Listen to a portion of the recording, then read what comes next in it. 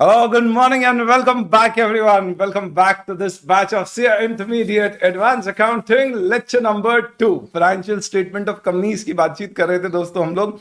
In fact honestly कल हमने subject का इंट्रोडक्शन लिया और थोड़ी सी चिट चैट करी कि कैसे अकाउंटिंग करना या अकाउंटिंग हमें करना है, सीखना है और देखना है. फर्स्ट एंड फॉरमोस्ट कल हमने डिस्कस किया हमारे इस पर्टिकुलर सब्जेक्ट के बारे में, जिसमें देखा हमने कि इन टोटल जो आपके चैप्टर्स हैं 15, उनमें 1 to 9 आपके अकाउंटिंग स्टैंडर्ड्स हैं, जिनमें हमें प्योरली अकाउंटिंग स्टैंडर्ड 1 2 3 4 ऐसे करके पढ़ना है. और 10 to 15 में कुछ मेजर टॉपिक्स है, बड़े बड़े चैप्टर्स है हमारे, जिनको हमें एक एक करके कवर करना है. इनमें भी कुछ अकाउंटिंग स्टैंडर्ड्स का आपको क्या मिलेगा, यूज मिलेगा, इन पे एप्लीकेशन होगा. एग्जाम पॉइंट ऑफ व्यू से चैप्टर नंबर 1 to 9 का वेटेज डिस्क्रिप्टिव वाले पार्ट में जो 70 मार्क्स का होता है, जिसमें 84 मार्क्स के क्वेश्चंस होते हैं, लेकिन हमें अटेम्प्ट करना होते हैं कितने, सिर्फ 70 मार्क्स के. वहां पे 25 to 30 मार्क्स का इसका वेटेज होता है. लेकिन वहीं पर जो रिमेनिंग पोर्शन है आपका, उससे हमारे कंपैरेटिवली ज्यादा लेंथियर क्वेश्चंस आते हैं, and that is why we also started with the remaining portion, जिसमें सबसे पहले अपन ने शुरू किया financial statement of companies. Financial statement of companies हमें कैसे बनाने हैं, तो हम कंपनीज की अकाउंटिंग की बात कर रहे हैं. तो कंपनीज की अकाउंटिंग कैसे की जाती है, तो वो तो अकाउंटिंग के जो स्टैंडर्ड्स है उससे होती है, लेकिन उसका प्रेजेंटेशन कैसे होता है, उसकी बैलेंस शीट कैसी बनेगी, उसका P&L कैसे बनेगा, तो ये फॉर्मेट कंपनीज एक्ट में दिया गया है. और इस फॉर्मेट के हिसाब से हमें बैलेंस शीट इस पर्टिकुलर चैप्टर में बनानी है, हमें statement of profit and loss इस चैप्टर में बनाना है. कैश फ्लो स्टेटमेंट भी हमें बनाना है, पर उसका फॉर्मेट कंपनीज एक्ट ने नहीं दिया है, तो that is something which we will discuss in second part of chapter 11. तो इसके 2 यूनिट है. यूनिट 1 में बैलेंस शीट P&L यानी कि कंपनीज एक्ट के फॉर्मेट के अनुसार बनाएंगे, और यूनिट 2 में हम कैश फ्लो स्टेटमेंट बनाएंगे, जिसका फॉर्मेट कंपनीज एक्ट ने नहीं दिया है. तो बैलेंस शीट और statement of profit and loss ये बनाने के लिए हमें क्या करना होगा, तो we discuss that first and foremost हमें बेसिक थोड़ी सी अकाउंटिंग की बातचीत करनी है. क्यों करी यार अपन ने अकाउंटिंग की बातचीत, ताकि जिस तरह से मैं क्लास में अकाउंटिंग बोलूंगा कि इसको डेबिट कर दो, क्रेडिट कर दो, डेबिट बढ़ा दो, क्रेडिट बढ़ा दो, तो अपनी लैंग्वेज एक दूसरे से मैच करे. और इसलिए हमने सबसे पहले डिस्कस किया कि अकाउंटिंग का बेसिक होता है, डबल एंट्री सिस्टम का बेसिक होता है debit is equal to credit. वाह वाह सर, क्या बात बताइए, इंटर की क्लास में आंखें खोल दी आपने हमारी. Thank you thank you. तो डेबिट क्रेडिट के बराबर होता है, बट हम बुक्स में डेबिट और क्रेडिट नहीं लिखते. बैलेंस शीट में हमें क्या दिखती है, assets, liability, income, expense, capital. तो इनके साइंस होते हैं, या यू कह लीजिए कि इनका बैलेंस जो होता है वो फिक्स है कि असेट और एक्सपेंस का डेबिट बैलेंस होगा, और इनकम, लाइबिलिटी और कैपिटल का क्रेडिट बैलेंस होगा. ऐसा क्यों किया जाता है, ये बेसिक सिद्धांत है जिसके बेसिस पे अकाउंटिंग होती है. क्यों हम गाड़ी भारत में सब लेफ्ट साइड पे ही चलाते हैं, ताकि एक्सीडेंट ना हो, ताकि जाने वाला लेफ्ट साइड पर जाए और आने वाला उसकी लेफ्ट यानी जाने वाले की राइट साइड पर आए, तो हम प्रॉपरली दोनों लेन्स को यूज कर सकें. सेम इसी लॉजिक से असेट और एक्सपेंस बढ़ेंगे तो हमेशा डेबिट होगा, इनकम कैपिटल या लाइबिलिटी बढ़ेगी तो हमेशा क्रेडिट होगा. अकाउंटिंग की एक विशेषता यह भी है दोस्तों कि अगर असेट कम होता है तो हम उसे माइनस डेबिट नहीं करते, क्रेडिट करते. यानी सिंपल सी बात है यार, डेबिट और क्रेडिट में ही सब कुछ होने वाला है, कुछ भी प्लस और माइनस से नहीं होने वाला है. लॉजिक बहुत ही सिंपल सा है. -2 में अगर -3 करोगे तो -2 बढ़ेगा, -5 हो जाएगा. ऐसे टेक्निकली नंबर छोटा हो जाएगा, बट दिखने में -2 -3 विल बिकम -5. लेकिन आप -2 में +1 करोगे तो वो -1 हो जाएगा. सिमिलरली अगर आप क्रेडिट में डेबिट करोगे तो क्रेडिट कम हो जाएगा, क्रेडिट में और क्रेडिट करोगे तो क्रेडिट बढ़ जाएगा. सिमिलरली 2 + 3 5 होगा, तो डेबिट में और डेबिट करोगे तो वो 5 हो जाएगा. तो सर अकाउंटिंग में डेबिट प्लस है और क्रेडिट माइनस है, प्लस और माइनस है ही नहीं. असेट और एक्सपेंस का साइन है डेबिट, इनकम, लाइबिलिटी, कैपिटल का साइन है क्रेडिट. ये बढ़ेंगे तो क्रेडिट, असेट एक्सपेंस बढ़ेगा तो डेबिट. ये अगर कम होंगे तो ऑपोजिट होगा, असेट एक्सपेंस कम होगा तो क्रेडिट, इनकम कैपिटल लाइबिलिटी कम होगी तो डेबिट. सर इस उम्र में हमको क्या डेबिट क्रेडिट इतना इंपॉर्टेंटली समझने की जरूरत है? बहुत ज्यादा। क्यों? क्योंकि पूरा फाइनल अकाउंट्स का ये जो फाइनेंशियल स्टेटमेंट ऑफ कंपनीज का चैप्टर है, आपको इसमें क्वेश्चंस जो होंगे उसमें ट्रायल बैलेंस दिया जाएगा।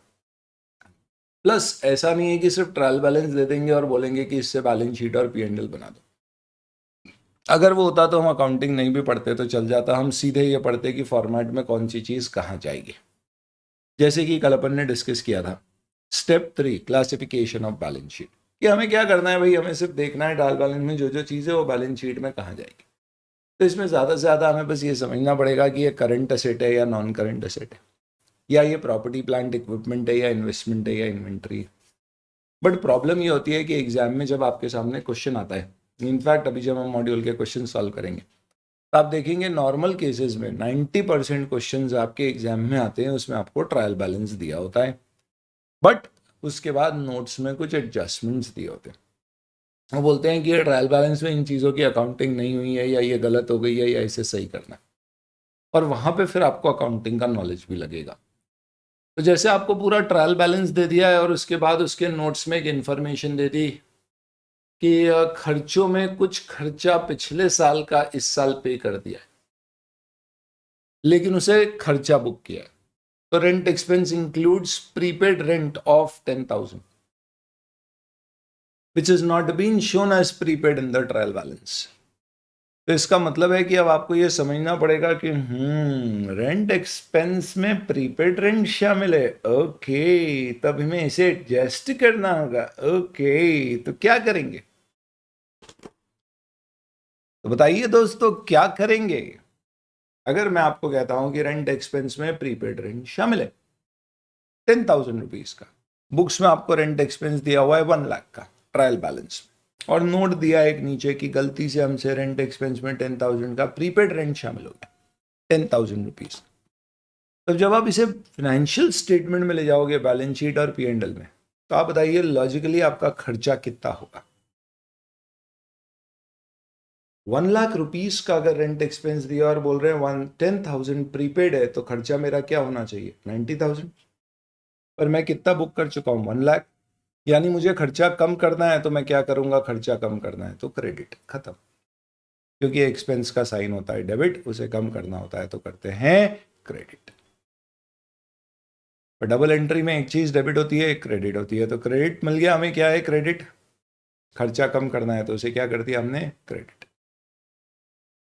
और दूसरी तरफ 10,000 रुपीज को मुझे क्या दिखाना पड़ेगा? तो ये असेट है प्रीपेड रेंट के नाम, और असेट बढ़ता है तो क्या होता है? डेबिट। तो हमारी एंट्री बनेगी prepaid rent to rent expense. इसे क्या माना जाएगा? Adjustment entry. जब तक हम ये नहीं करेंगे, हमारा फाइनेंशियल स्टेटमेंट का क्वेश्चन का, इस पर्टिकुलर चैप्टर का वो क्वेश्चन सही तरह से, पूरी तरह से सॉल्व नहीं हो पाएगा। तो इसके लिए कल अपन ने डिस्कस किया कि सबसे पहले हमें क्या करना पड़ेगा एग्जाम में, जब भी हमारे सामने क्वेश्चन आएगा तो हमें आइडेंटिफाई करना पड़ेगा उस क्वेश्चन में कि जो बैलेंस है वो डेबिट है या क्रेडिट है, वो आइटम असेट है या एक्सपेंस, इनकम है, लाइबिलिटी है या कैपिटल है। और फिर उसके बाद हमें उसे बैलेंस शीट में क्लासिफाई करना है सब्जेक्ट टू ऑल एडजस्टमेंट। तो थोड़ा सा समझने के लिए कल अपन ने कुछ जनरल नेचर ऑफ अकाउंट्स देखे, land, building, car, petrol purchase, repair वगैरह, और देखा कि इसका नेचर क्या है with in the 5 items, asset, expense, income, liability, capital, और हेंस उसका बैलेंस डेबिट या क्रेडिट क्या होना चाहिए। एकदम बेसिक स्टफ। पर यहाँ पे टोटल अपन ने देखा कि 4 चीजें ऐसी है जो अपन ने टू बी डिस्कस्ड मार्क करी थी। आउटस्टैंडिंग, प्रीपेड, अक्रूड, अनअर्न्ड, और प्रोविजंस के ऊपर भी हमने बोला था कि हम इसका डिस्कशन आगे बाद में करेंगे। तो दोस्तों आज वो समय आ गया है जब हम क्या डिस्कस करने वाले हैं, अपने डिस्कशन को आगे बढ़ाने वाले।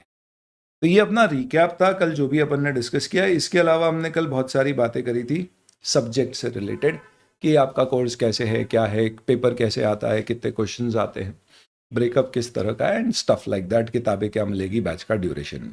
यूट्यूब पे मैंने शेयर किया है पहला लेक्चर, इनकेस आपका मिस हो गया है तो आप उसे देख लीजिएगा।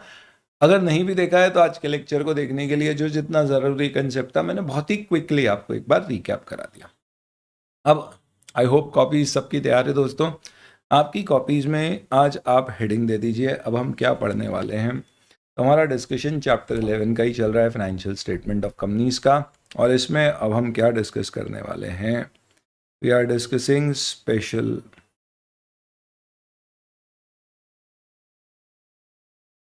Accounting entries.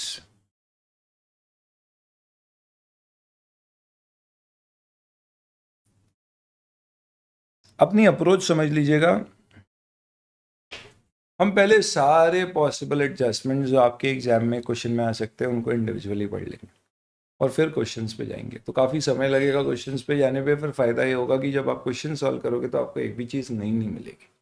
ये मत समझना कि पहली बार में क्वेश्चन सॉल्व हो जाएगा, क्योंकि क्लरिकल एरर तो होगी और क्योंकि दिल तो अच्छा है जी, थोड़ा फिसलता है जी। बट उससे आपकी क्या होगी, प्रैक्टिस करके क्लरिकल एरर करने की आपकी पोजीशन इनफैक्ट वो प्रैक्टिस हो जाएगी। क्लरिकल एरर नहीं करना है, कंसेप्चुअल एरर नहीं होगी जब आप क्वेश्चन सॉल्व करोगे, क्लियर करोगे। बट कुछ क्वेश्चंस की प्रैक्टिस के बाद वो क्लरिकल एरर भी हम ओवरकम कर लेंगे और फिर हम 100% एक्यूरेसी पे हमारे क्वेश्चंस सॉल्व कर पाएंगे। तो इस बैकग्राउंड के साथ अपन अपना डिस्कशन शुरू कर रहे हैं दोस्तों।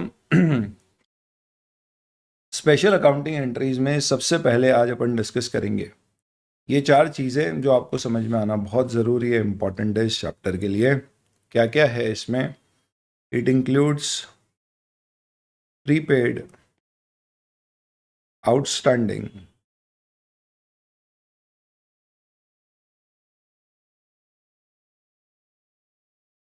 अक्रूड,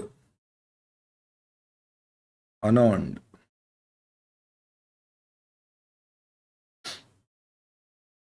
और एडवांस इनकम।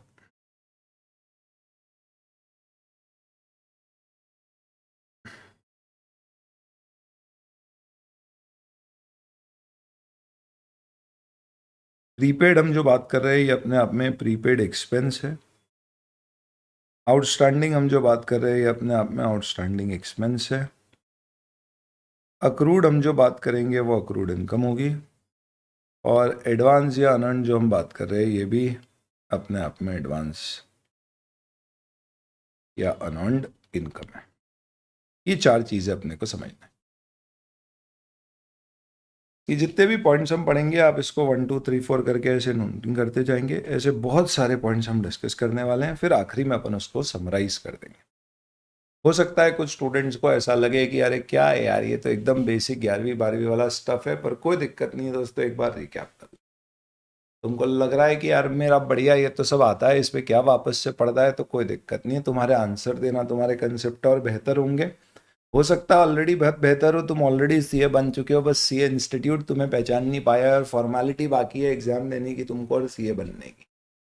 तो बस वो फॉर्मेलिटी पूरी करने के उद्देश्य से पढ़ लीजिए। पर मुझे पूरी उम्मीद है अपन उसको पढ़ेंगे तो आपकी एक अप्रोच डेवलप होगी चीज़ों को देखने की, जिससे अपनी अकाउंटिंग अपन बहुत सिंपल करने की कोशिश करेंगे। सबसे पहले ये बताइए कि प्रीपेड, आउटस्टैंडिंग, अक्रूड, अनअर्न्ड ये सब चीज़ें क्यों पैदा होती है, ये क्यों होती है? दोस्तों इसका कारण है कंसेप्ट ऑफ अक्रूवल। तो इन सबके पीछे क्या है?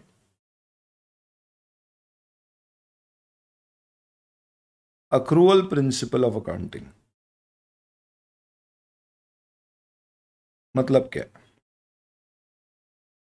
देखो दोस्तों एक बात बताओ, कैसा होता है ना, लाइफ में जरूरी नहीं है कि आपने जब किसी से कोई सर्विस ली या गुड्स खरीदे या कोई सामान लिया तो लेते से ही आपने हर बार उसको पैसा दे दिया।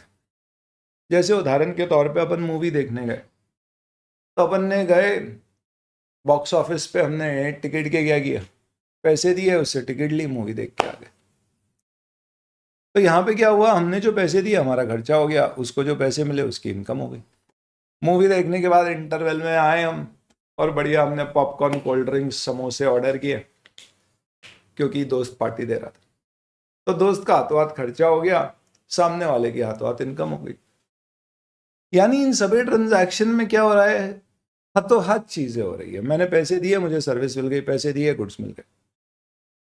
तो जो मल्टीप्लेक्स है, पीवीआर पे गया था मैं, तो पीवीआर के लिए इनकम भी इमीडिएटली हो रही है और कैश भी इमीडिएटली आ रही है, कोई प्रॉब्लम नहीं।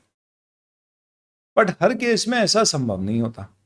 जैसे उदाहरण के तौर पे ऐसी सर्विसेज जो आपको एक लंबे समय के लिए मिलती है, तो जैसे हमने स्कूल ज्वाइन करी थी और हमारा एडमिशन लच्छे मार्च में हो गया, और मार्च में जैसे ही एडमिशन हुआ स्कूल वालों ने बोला कि भैया चलो अभी सबसे पहली इंस्टॉलमेंट हाथों हाथ जमा करा दो, तभी आपकी सीट बुक होएगी, भले ही आपका सेशन जुलाई में शुरू होने वाला है।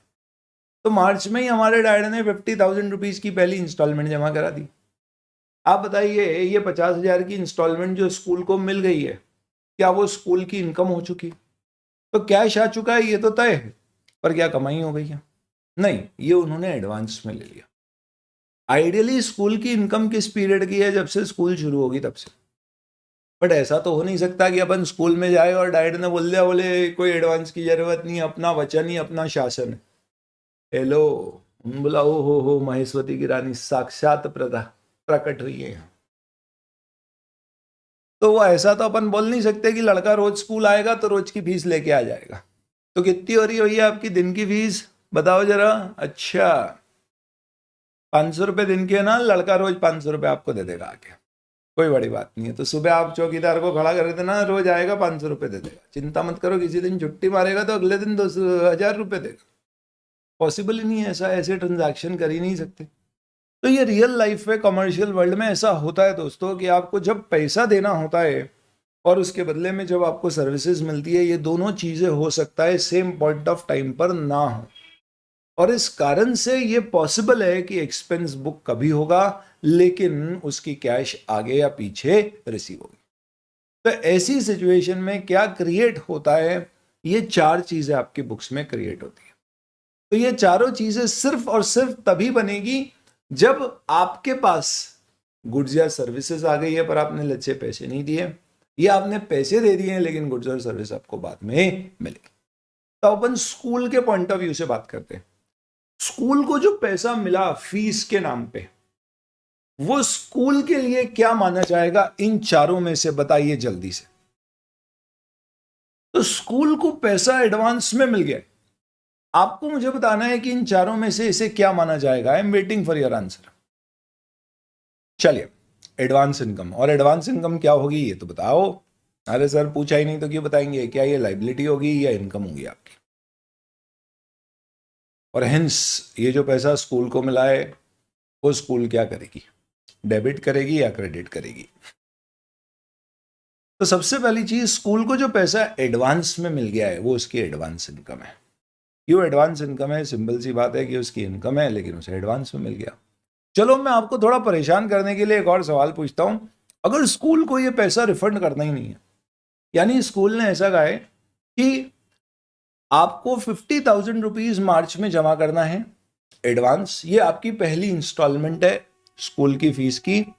इनकेस कभी आप डिसाइड करते हो कि आपको स्कूल ज्वाइन नहीं करना है, क्योंकि कई लोग होते हैं मल्टीपल स्कूल्स में अप्लाई करते हैं साथ में, तो ये 50,000 रुपीज हम जब्त करके रख लेंगे, फॉरफिट कर लेंगे। यानी ये नॉन रिफंडेबल फीस है, यानी किसी भी केस में अगर आपने एडमिशन कैंसिल भी किया तो ये रिटर्न नहीं होने वाली है, ये हमारी हो जाएगी। क्या इस केस में भी स्कूल को इसे एडवांस ही मानना पड़ेगा, लाइबिलिटी ही मानना पड़ेगी? बहुत सही जवाब दिया कि एडवांस है, ये लाइबिलिटी है, ये क्रेडिट होगा। बिल्कुल सही बात है। अरे सर क्वेश्चन इतना बच्चा सा था, तो अच्छा इस अगले क्वेश्चन का जवाब दो।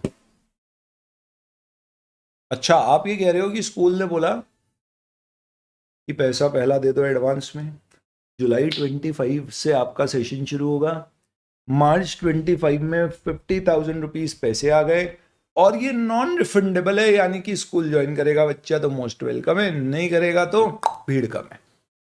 तो आए तो वेलकम, ना आए तो भीड़ कम, दोनों ही केस में पैसे ना वापस होंगे आपके, मिलेगा आपको तो सिर्फ गम गम गम।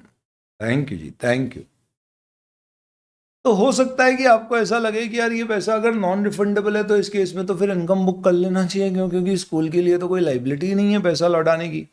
तो दोस्तों इसमें 2 चीजें मैं आपको समझाऊंगा। पहली, स्कूल को पैसा नहीं लौटाना है तो क्या स्कूल को कोई सर्विस भी नहीं देनी है? देनी है, इसका मतलब ये आपकी लाइबिलिटी है। 2 चीजें समझानी है, पहली बता रहा हूं दोस्तों। ऐसा मत सोचना कभी भी कि हमें पैसा मिल गया जो कभी भी लौटाने की जरूरत नहीं है तो वो हमारी इनकम हो जाएगी। क्योंकि अगर आपको पैसा मिला है और उसके बदले में आपको या तो पैसे लौटाने हैं या आपको कोई सर्विसेज गुड्स देना है, दोनों ही केस में वो आपकी लाइबिलिटी है। एक कॉन्ट्रैक्ट का मतलब ही यही होता है कि ये नॉन कैंसिलेबल एग्रीमेंट है, एनफोर्सिएबल बाय लॉ है।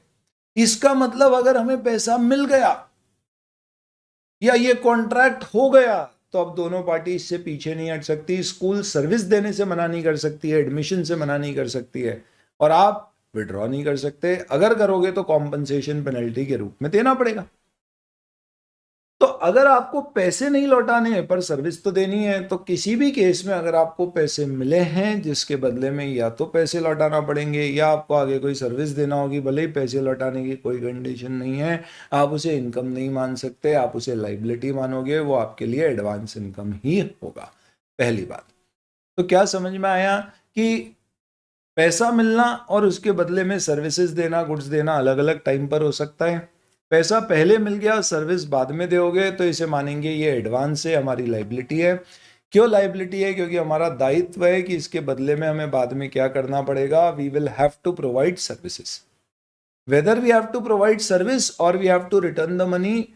If we have to provide any of this it will be a liability and not an income. ये पहली बात। और दूसरी बात, ऐसे बहुत सारे आपके सामने केसेस आएंगे दोस्तों जिसमें इस तरह के सवाल हमारे मन में खड़े होंगे। इन सारे केसेस का जवाब हमें मिलेगा अकाउंटिंग स्टैंडर्ड 9 रेवेन्यू रिकॉग्निशन में। तो ये जो दोनों चीजें हैं ना, अक्रूड इनकम और अनअर्न्ड इनकम, इसके बारे में अगर आपको और कुछ समझना है और देखना है कि यार कब अक्रूड कब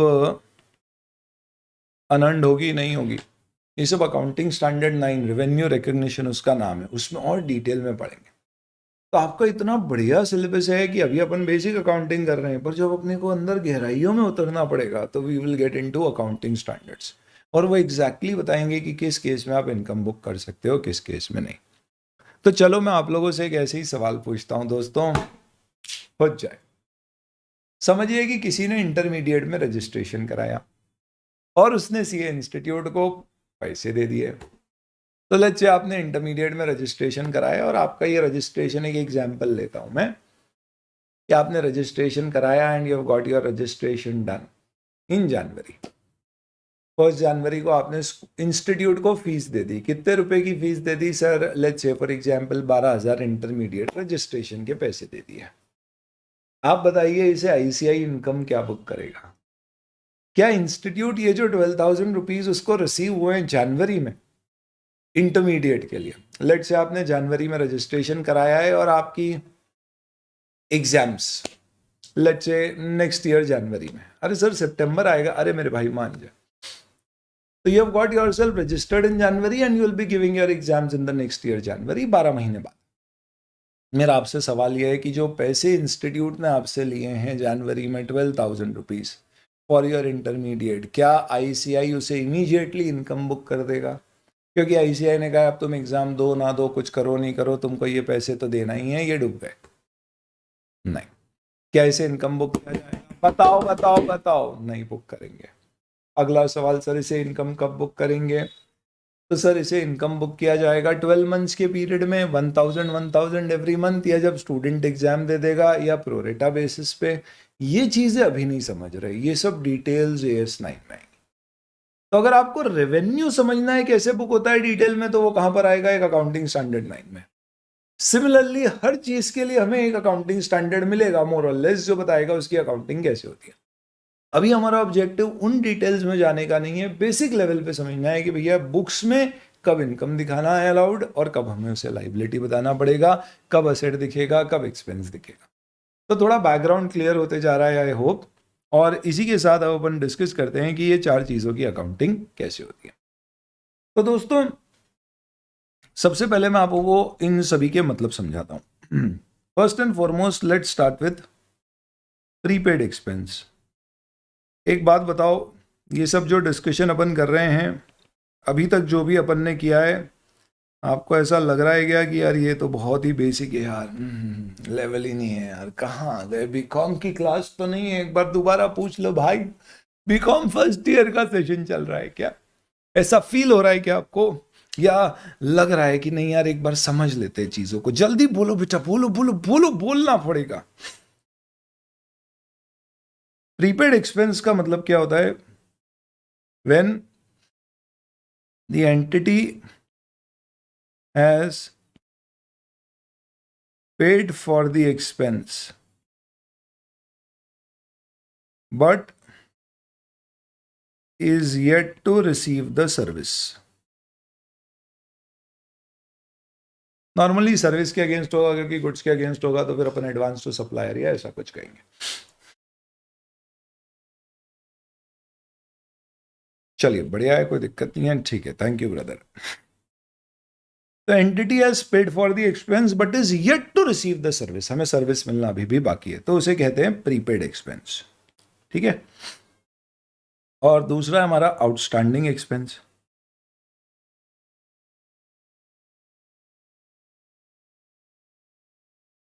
इसका क्या मतलब होगा? It is just opposite. Entity has received the service but is yet to make the payment.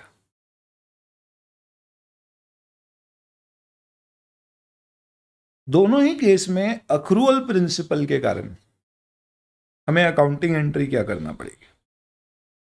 तो हमारी जर्नल एंट्री क्या होगी अगर हमने कोई एक्सपेंस को प्रीपे किया है तो आप बताइए दोस्तों, प्रीपेड एक्सपेंस सबसे पहली बात आपकी असेट होगी या लाइबिलिटी होगी या इनकम होगा या एक्सपेंस होगा?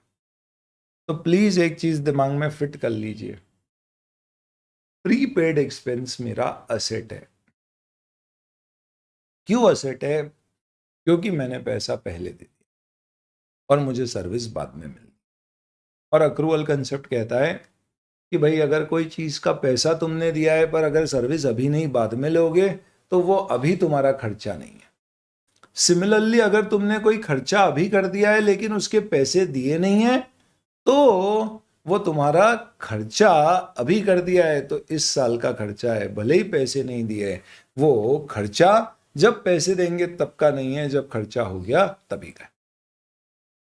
तो पहले आउटस्टैंडिंग एक्सपेंस की जर्नल एंट्री समझते हैं.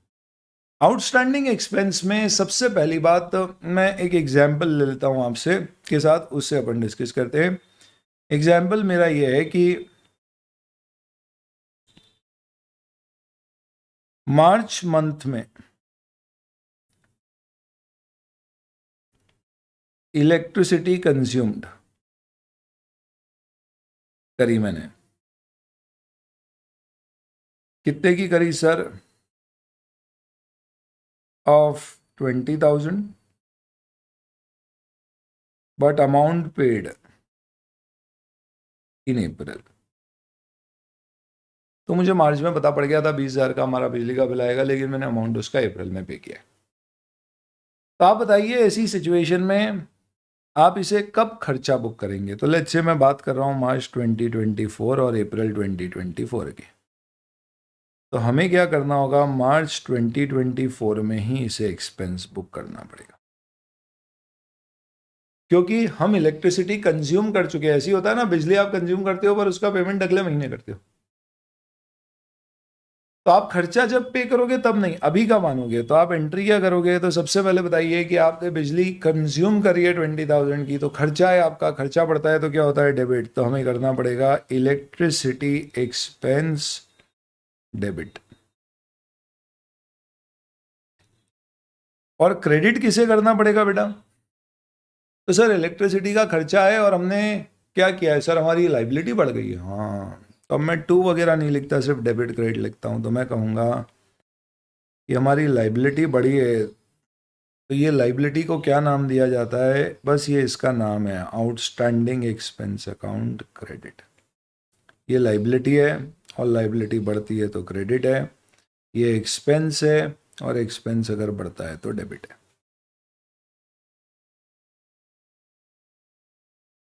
ठीक बात है दोस्त, बहुत बढ़िया, शाबाश. अमन बहुत बढ़िया जवाब दे रहे हो बेटा, बाकी लोग भी ट्राई करिए. अब आते हैं अपन प्रीपेड एक्सपेंस पे. इसका मतलब क्या हुआ सर प्रीपेड एक्सपेंस का? कि यहां पर मैंने क्या किया है, पैसे दे दिए पर मुझे सर्विस नहीं मिली है. ऐसा कैसे पॉसिबल है सर? हो सकता है, क्या दिक्कत है? एग्जाम्पल,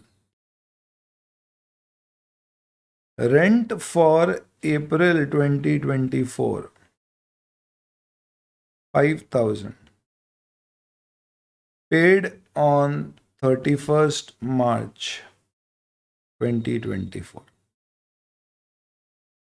तो ऐसी सिचुएशन में अब मार्च 24 पे क्योंकि आपने रेंट पे किया है तो आपकी रेंट पे करने से क्या हुआ होगा सर, कैश कम हुई होगी, शाबाश।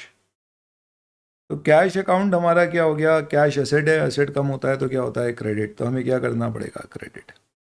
क्यों, क्योंकि हमारी एसेट है जो क्या हो गई है, कम हो गई है। बदले में हम क्या बुक करें, एक्सपेंस बुक कर दे क्या। तो देखो ये खर्चा कब का है, अप्रैल का। अपन कौन से महीने में एंट्री कर रहे हैं, मार्च में। तो इस पर्टिकुलर रीजन से हमें इसे क्या दिखाना चाहिए, अक्रूवल प्रिंसिपल के कारण असेट। तो इसे हमें कहना होगा प्रीपेड रेंट अकाउंट डेबिट। और ये मेरा क्या है, असेट है, और असेट बढ़ता है तो क्या होता है, डेबिट।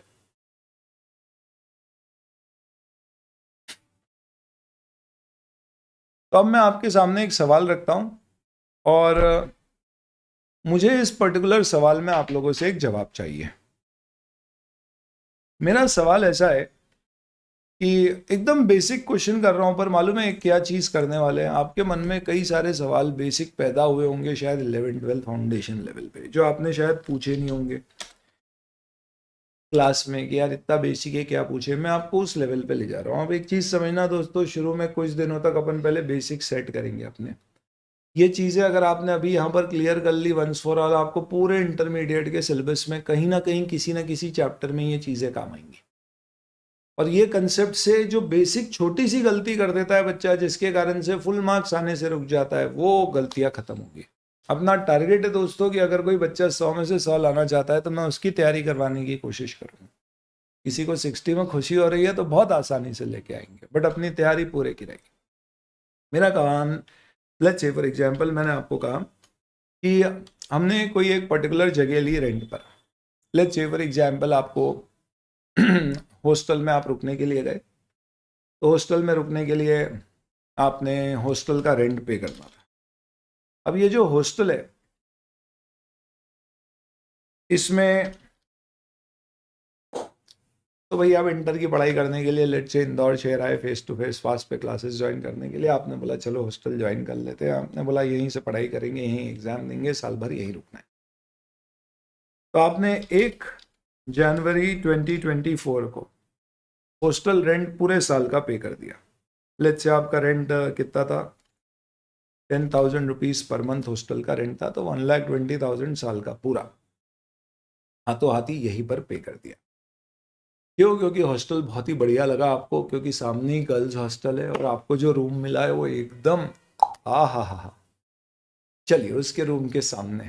तो आपने बोला ये तो रूम कहीं जाना ही नहीं चाहिए, साल भर का बुक कर दो। और हमने कंडीशन रख दी कि भैया रूम यही हो।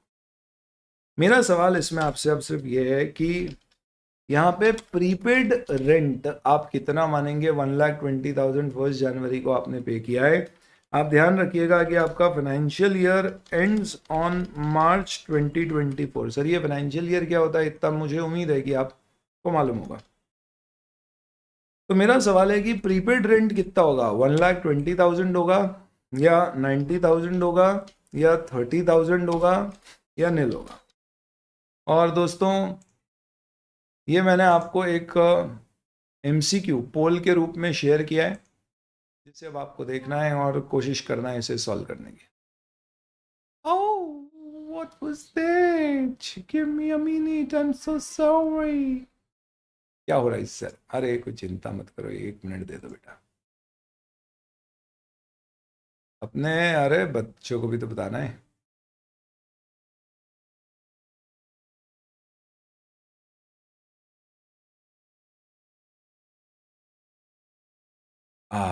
बहुत बढ़िया।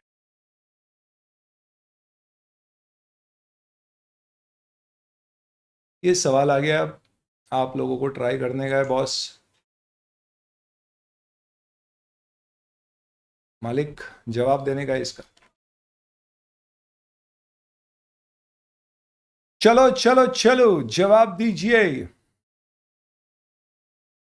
सर अभी कैसे क्लिक करना है इसको, कैसे अटेम्प्ट करना है, तो आपको पोल दिख रही है, बस आप उसको क्लिक करो। क्लिक करोगे तो इस तरह से आपके सामने आ जाएगा। और क्योंकि अभी मैंने क्विज नहीं दिया, पोल दिया, अपन बाद में क्विजिंग भी करेंगे तो आपको लीडर बोर्ड भी दिखेगा कि किसने सबसे पहले आंसर दिया है, कौन टॉप में है, एंड वील एंजॉय दैट। बहुत बढ़िया। तो ये बहुत ही सिंपल है सर, एकदम बेसिक है, 90,000। किसी के भी मन में आज तक जीवन में ये सवाल उठा है क्या कि सर 1,20,000 पूरा का पूरा प्रीपेड क्यों नहीं है? क्योंकि हमने 1 जनवरी को 1,20,000 रेंट साल भर के लिए दिया है, तो हमें तो ये पूरी सर्विसेज आने वाले 12 महीने में मिलने वाली है, which is let's say for example from 1 January 2024 to 1 January 2025 और 31 दिसंबर 2024। तो पूरा ही 1,20,000 प्रीपेड होना चाहिए। तो अब इसमें एक छोटी सी चीज आप और समझ लेना जो आपको काफी यूजफुल होगी, और वो क्या है, चलिए, ये छोटी सी चीज ये है दोस्तों कि इस पर्टिकुलर एग्जाम्पल में आप 1,20,000 को भी क्या बुक कर सकते थे, प्रीपेड बुक कर सकते थे, क्योंकि आपको इसकी सर्विस मिलनी है आने वाले 12 महीने में। बट एक चीज समझो, अगर मैं ऐसा करने लगूंगा तो प्रॉब्लम मेरे साथ ये होगी कि मुझे हर पर्टिकुलर चीज के लिए, जब मैंने उसको पेमेंट किया और मुझे लग रहा है कि उसकी सर्विस मुझे एक दिन बाद भी मिलनी है, तो भी मुझे उसे प्रीपेड बुक करना पड़ेगा। जैसे एग्जाम्पल के लिए यूं समझिए कि आज आपने एक एडवांस बुकिंग कर दी टिकट की कल के लिए, तो टेक्निकली आप क्या कहोगे, मूवी की कल की टिकट आज बुक करी है, तो आपने बोला भाई सर्विस तो कल मिलेगी, तो आज तो ये एडवांस हो गया, तो इसे प्रीपेड एक्सपेंस बुक करूंगा। तो आप समझ लीजिए कि मैंने रेलवे की टिकट खरीदी है, मेरी जर्नी कल शुरू होने वाली है, पर मैंने टिकट आज खरीद ली है, और लेट्स से आज खरीदी है मैंने 1 अगस्त को, जर्नी शुरू हो रही है 2 अगस्त को। तो मैं क्या कहूंगा कि आज ये प्रीपेड है और कल ये खर्चा होगा। तो अगर मैं ऐसे डेली बेसिस पे अकाउंटिंग करने लग गया अक्रूवल के कंसेप्ट को लगाते हुए, तो मेरे लिए बेवजह मेहनत बढ़ जाएगी।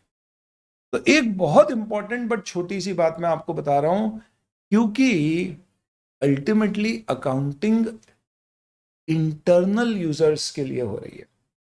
मैनेजमेंट अकाउंटिंग किसके लिए कर रहा है? खुद के लिए कर रहा है, क्योंकि उसे users of the financial statement, जो एक्सटर्नल यूजर्स है, आपके जो शेयर होल्डर हो गए कंपनी के या गवर्नमेंट हो गई, इन्हें आपकी बुक्स ऑफ अकाउंट से कोई मतलब नहीं है।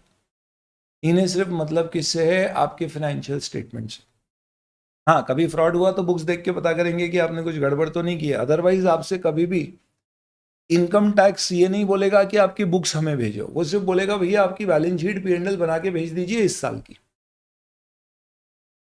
रजिस्ट्रार ऑफ कंपनीज को ये नहीं बोलता है कि अपनी बुक्स हमें भेजो, वो बोलता है कि आपके साल खत्म होने पे जो फाइनेंशियल स्टेटमेंट बन गए वो फाइनेंशियल स्टेटमेंट हमारे पास सबमिट कर दीजिए। तो हमें लोगों को, external users, whether it is government, share holders, investors, researchers, tax authorities, anybody, उन्हें हमें सिर्फ क्या देना है? Financial statement. और फाइनेंशियल स्टेटमेंट जो हमें देना है वो हमारे कब बनते हैं? तो यूजुअली भारत में फाइनेंशियल ईयर कंपनीज के लिए अप्रैल टू मार्च होता है। तो इस कारण से आपको सारी चीजों की अकाउंटिंग ये सोच के करना है कि भाई अल्टीमेटली मेरी अकाउंटिंग जो मैं कर रहा हूं वो 31 मार्च पे फाइनेंशियल स्टेटमेंट बन रहे हैं, तो 31 मार्च पे इसकी पोजीशन क्या होगी।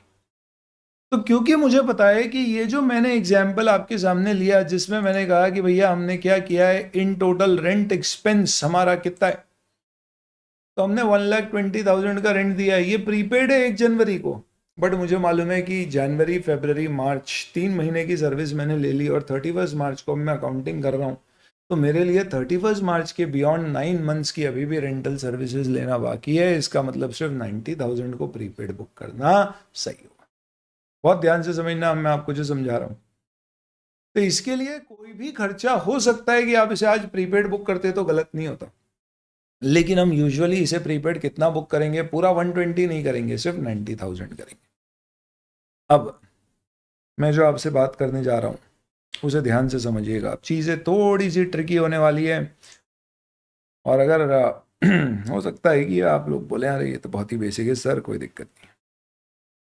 तो मैंने ये कहा आपसे कि 1 January 2024 rent paid by entity, अब मैं आपकी बात नहीं कर रहा हूँ, हॉस्टल की बात नहीं कर रहा हूँ, कंपनी जिसकी कंपनी का बिजनेस है, entity company, for full year 1,20,000 rupees. ठीक है, अब लेट्स से कंपनी ने जर्नल एंट्री क्या पास करी?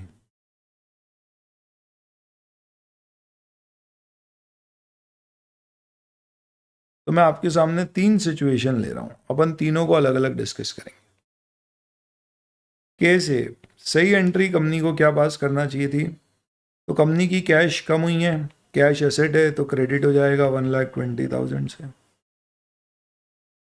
कंपनी बोलेगी कि इस साल का हमारा रेंट एक्सपेंस है, रेंट एक्सपेंस अपने आप में क्या होता है, एक्सपेंस बढ़ता है तो क्या होता है, डेबिट कितने से, 30,000 से। ये कौन सा हो गया, जनवरी, फरवरी और मार्च का। और अगले 9 महीने का मैं कहूँगा कि ये प्रीपेड रेंट है जो बढ़ गया है, जो मेरा असेट है, असेट बढ़ता है तो क्या होता है, डेबिट। ये एक्सपेंस है, ये असेट है और ये भी एक असेट है। एक्सपेंस बढ़ा है, असेट बढ़ा है, ये असेट कम हुआ है। अगर ये एंट्री करी है तो ये तो पूरी एकदम परफेक्ट है। ओके, चलिए अब मैं आपसे एक दूसरा केस पूछता हूं। सपोज, बहुत ध्यान से समझना दोस्तों क्योंकि ये आगे काम आने वाला है, परचेज, एडजस्टेड परचेज, ये सब समझाने में जिसमें बच्चों को कई बार दिक्कत होती है। Case B, suppose case B ऐसा है कि कंपनी ने जर्नल एंट्री पास करी 1 जनवरी 24 को, उसने रेंट एक्सपेंस को ही डेबिट कर दिया 1,20,000 से टू बैंक कैश जो भी है 1,20,000। अब मुझे ये बताओ दोस्तों कि 31 मार्च 24 पे क्या करूं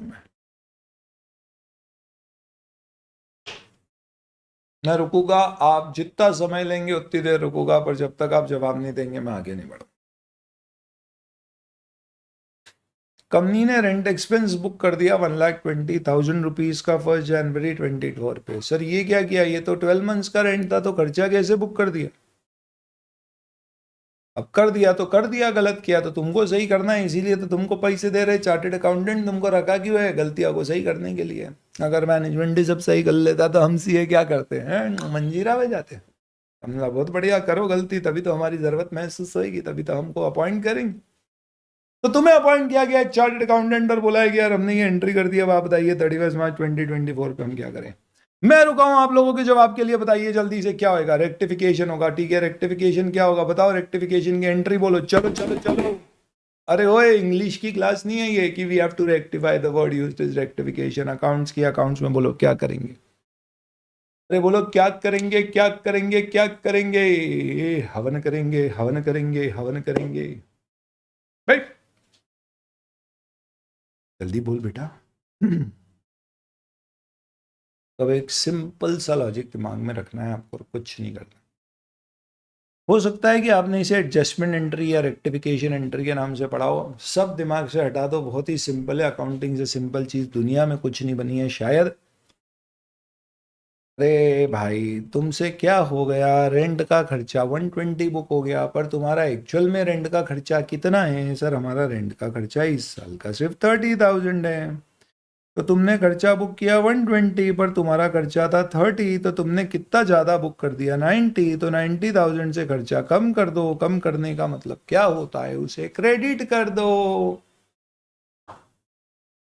क्योंकि रेंट एक्सपेंस, एक्सपेंस का बैलेंस होता है डेबिट, डेबिट की जगह उसे कम करना है तो करते हैं क्रेडिट। तो 20,000 90,000 क्रेडिट कर दो।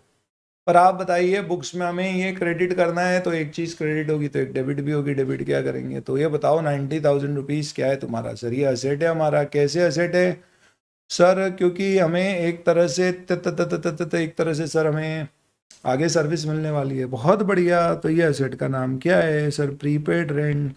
तो प्रीपेड रेंट असेट को क्या करेंगे? डेबिट। तो ये हो जाएगा डेबिट। इसे कहा जाता है बेटा एडजस्टमेंट एंट्री।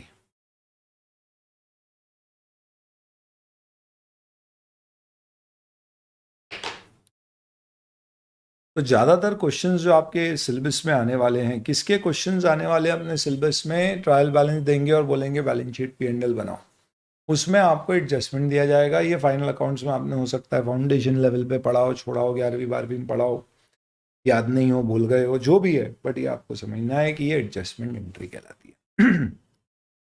क्यों एडजस्टमेंट एंट्री कहला रही है सर? ये इसका सिंपल सा रीजन है, क्यों? क्योंकि आपने जो किया है अब उसे अपन एडजस्ट करके सही कर रहे हैं। तो मैंने इसे सही कर दिया। कैसे सही कर दिया? इस तरह से। तो अब आप एक चीज समझना, हर क्वेश्चन अपने आप में नायाब है, अलग है। अगर कोई क्वेश्चन बोलता है कि मुझे रेंट इतना पे किया और इसकी एंट्री करना बाकी है, तो वो अलग तरह से आप डील करोगे। और कोई क्वेश्चन बोलता है ये जो रेंट हमने ट्रायल बैलेंस में दिखाया है ना, ये रेंट में इतना रेंट हमारा प्रीपेड है, जिसे हमने रेंट एक्सपेंस बुक कर दिया है, तो एंट्री अलग हो। तो एडजस्ट कैसे करोगे ये क्वेश्चन पे डिपेंड करेगा। एंट्री करना है तो अलग होगी, एडजस्टमेंट करना है तो अलग होगी। एंट्री करना है तो आपकी कैश गई है, आपको वो भी रिकॉर्ड करना है। पर एडजस्टमेंट करना है मतलब जो कैश गई है वो चीज़ हम ऑलरेडी अकाउंट फॉर कर चुके हैं, पर गलत तरह से अकाउंट फॉर किया है, तो अब उसे सही तरह से अकाउंट फॉर करना है। तो इसके लिए आप एक चीज़ ध्यान रखना। अब आपको मैं दो चीज़ें समझा रहा हूँ। एक तो मैं ये बता रहा हूँ कि भैया प्रीपेड असेट है, उसको कैसे अकाउंट फॉर करना है। और दूसरा ये भी बता रहा हूँ कि क्वेश्चन में अकाउंटिंग आएगा तो अलग तरह से होगा, एडजस्टमेंट करना होगा, सही करना होगा तो अलग तरह से होगा। तो ये पूरा ध्यान रखने का रूल क्या है? रूल सिंपल सा है कि हर क्वेश्चन अपने आप में अलग है। क्वेश्चन में पढ़ो क्या दिया हुआ है और उस हिसाब से डिसाइड करेंगे कैसे सही हो। तो चलो एक और सवाल ले लेते, अगला क्वेश्चन ले लेते हैं। अगला सिंपल सा क्वेश्चन है। लेट्स से मार्च 2024 सैलरी देनी थी एम्प्लॉइज को 80,000 which was paid on 7th April 24। बताइए इसे मार्च 2024 में कैसे अकाउंट फॉर करोगे? तो सीधी सी बात है, ये खर्चा कब का है? मार्च का। तो आपको मार्च में ही सैलरी एक्सपेंस को बढ़ाना होगा। खर्चा बढ़ता है तो क्या करते हैं? डेबिट। क्या कैश जा चुकी है? नहीं सर। क्या देना बाकी है पैसे? हाँ सर। तो ये आपकी लाइबिलिटी है? जी सर। तो आप क्या करोगे? Outstanding salary.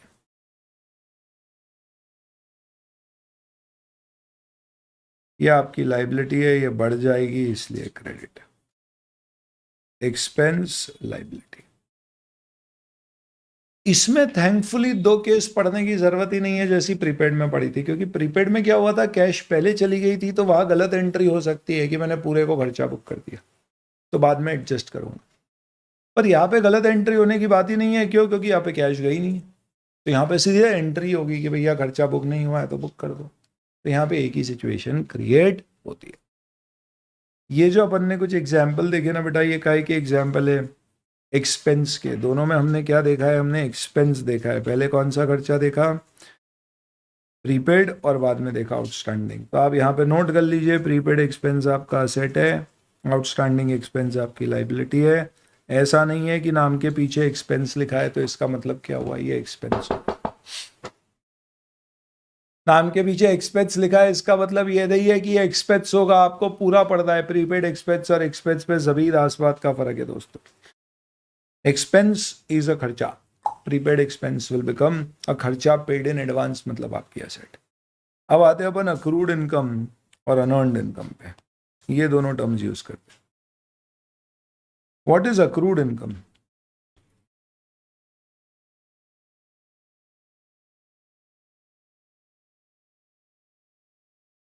ये वो इनकम है दोस्तों जो हमने कमा ली है पर रिसीव नहीं हुई है। Income earned but not received. ऐसा संभव है क्या? हाँ बिल्कुल है। Income earned but not received, ये है अक्रूड इनकम। इसका एग्जाम्पल क्या हो सकता है? तो समझिए कि मैंने एक 10% फिक्स डिपॉजिट किया 1 अप्रैल 2024 पे 1 लाख रुपीस का इन स्टेट बैंक ऑफ इंडिया, और ये मैंने किया है फॉर 3 इयर्स। आफ्टर 3 इयर्स मुझे कितना पैसा मिल जाएगा? तो लेट्स से 10% इंटरेस्ट है, तो हमें लमसम एक साथ कितना मिल जाएगा? तो ब्याज पे ब्याज मिलेगा, थोड़ी सी कंपाउंडिंग होगी। तो पहले 10,000, फिर उसके बाद 11,000, तो मैं ये बोलता हूँ 1 लाख पे 1 साल बाद 1,10,000 हो जाएगा, फिर 121 और फिर 133,100। ये कैसे आया अभी वो नहीं समझना है, अभी आप सिर्फ ये बोलो हमें 133,100 मिल जाएगा कब? On 31 March 2027, after 3 years। मेरा आपसे सवाल ये है कि आप इसकी जर्नल एंट्री क्या करोगे on 31 March 2025 of interest on FD. FD की एंट्री नहीं पूछ रहा, इंटरेस्ट ऑन एफडी की पूछ रहा। तो मुझे बताइए दोस्तों, ऐसी सिचुएशन में क्या आपको ये लगता है क्या कि मुझे इनकम अभी बुक करना चाहिए या नहीं करना चाहिए? तो वापस से बताइए, जल्दी से बताइए। हालांकि AS9 और डिटेल में बताएगा रेवेन्यू रिकॉग्निशन में। अभी मुझे आप इतनी सी बात बताओ कि इनकम कब बुक होना चाहिए अक्रूवल प्रिंसिपल के अनुसार? जब रिसीव होगी आफ्टर 3 years या एवरी ईयर? भाई सीधी सी बात है, आपकी इनकम अक्रूवल प्रिंसिपल के हिसाब से हर साल आपकी अक्रू हो रही है। आप सीधी सी बात बताओ कि अगर आपने पैसा दिया है बैंक को और साल भर बैंक के पास रखा हुआ है, तो क्या उस पर आपने ब्याज कमाया या नहीं कमाया? कमाया। हालांकि वो ब्याज आपने कमा लिया है, लेकिन वो आपको अभी रिसीव नहीं होगा, यानी ये अक्रू हो गया है, लेकिन अपने आप में ये क्या नहीं हुआ है, अभी रिसीवेबल नहीं है। आफ्टर 3 years रिसीवेबल है। तो कैश 3 साल बाद मिलेगी, पर कमा रहे हैं हर साल। अक्रूवल प्रिंसिपल कहता है कि आपने इस साल कमाए हैं तो इस साल इनकम बुक करो। तो अब मुझे इनकम बुक करना पड़ेगी, तो मैं कैसे बुक करूंगा इनकम? 31 मार्च 2025 पे मेरी इंटरेस्ट इनकम बढ़ेगी। ये मेरी इनकम है, और इनकम बढ़ती है तो क्या होता है बेटा बताओ? क्रेडिट। कितने से? 10,000 रुपीज। पर क्या ये पैसा आपको मिल गया है, कैश बढ़ी है? नहीं। क्या ये मिलना बाकी है? हाँ मिलना बाकी है। तो आपको क्या बुक करना पड़ेगा? You will have to book accrued interest. ये आपका क्या माना जाएगा? असेट, क्योंकि आपको ये पैसा बाद में मिलना है। तो आप अक्रूड इंटरेस्ट नाम का क्या बुक करोगे बेटा? असेट बुक करोगे, क्योंकि अक्रूड इंटरेस्ट रिसीवेबल है एफडी पे। तो ये आपकी बुक्स में बैलेंस शीट में असेट के नाम से दिखेगा, और ये इनकम बुक। ऐसा कितने साल तक होते रहेगा? 2 साल तक, और तीसरे साल में फिर ये पैसा मिल जाएगा। जब पैसा मिलेगा 3rd ईयर में, तो आप क्या करोगे? आपकी एसेट हो जाएगी खत्म और कैश बढ़ जाएगी। तो कैश को डेबिट और अक्रूड इनकम को क्रेडिट कर। तो what is accrued income? Income which we have earned but we have not received. I hope ये क्लियर है, क्योंकि पहले अपन ने इतना टाइम दे दिया, तो अब इसमें कोई इशू नहीं होना चाहिए। अब इसमें अपन 4th पॉइंट पढ़ते हैं बेटा, वो है अनअर्न्ड इनकम और income received in advance.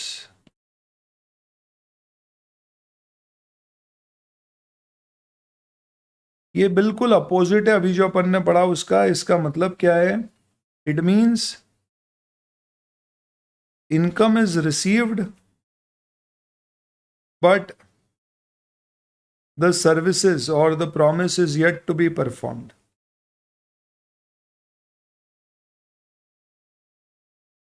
ICI के पास पैसा आ गया है, लेकिन अभी स्टूडेंट को सर्विसेज देना बाकी है उसकी तरफ से। हमें रेंट मिल गया है हमारा, लेकिन हमें अभी जगह सामने वाले को यूज करने के लिए देना बाकी है। स्कूल को फीस मिल चुकी है उसकी, लेकिन अभी स्कूल ने सर्विसेज नहीं दी। ऐसी सिचुएशन में आप जर्नल एंट्री क्या करेंगे?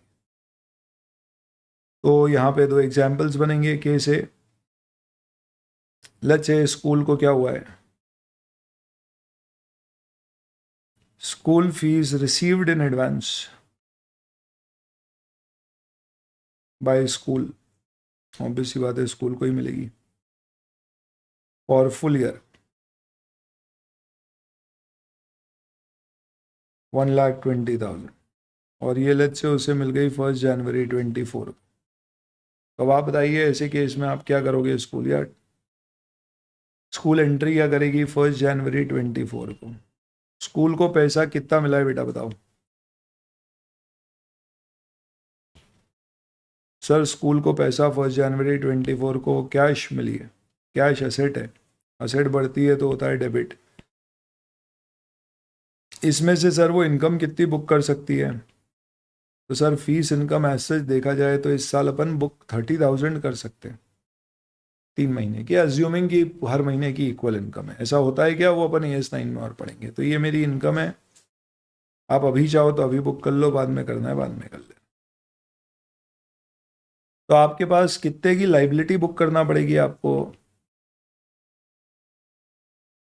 90,000 की, जो आपकी एडवांस इनकम। भले ही आपको ये पैसा लौटाना नहीं है, लेकिन ये पैसे के बदले में सर्विसेज लौटानी है, तो ये आपकी लाइबिलिटी। ठीक है बेटा। अब इसी की बजाय सपोज इसमें मैं केस बदल दूं और ऐसा कह दूं कि school received 1,20,000 full year fees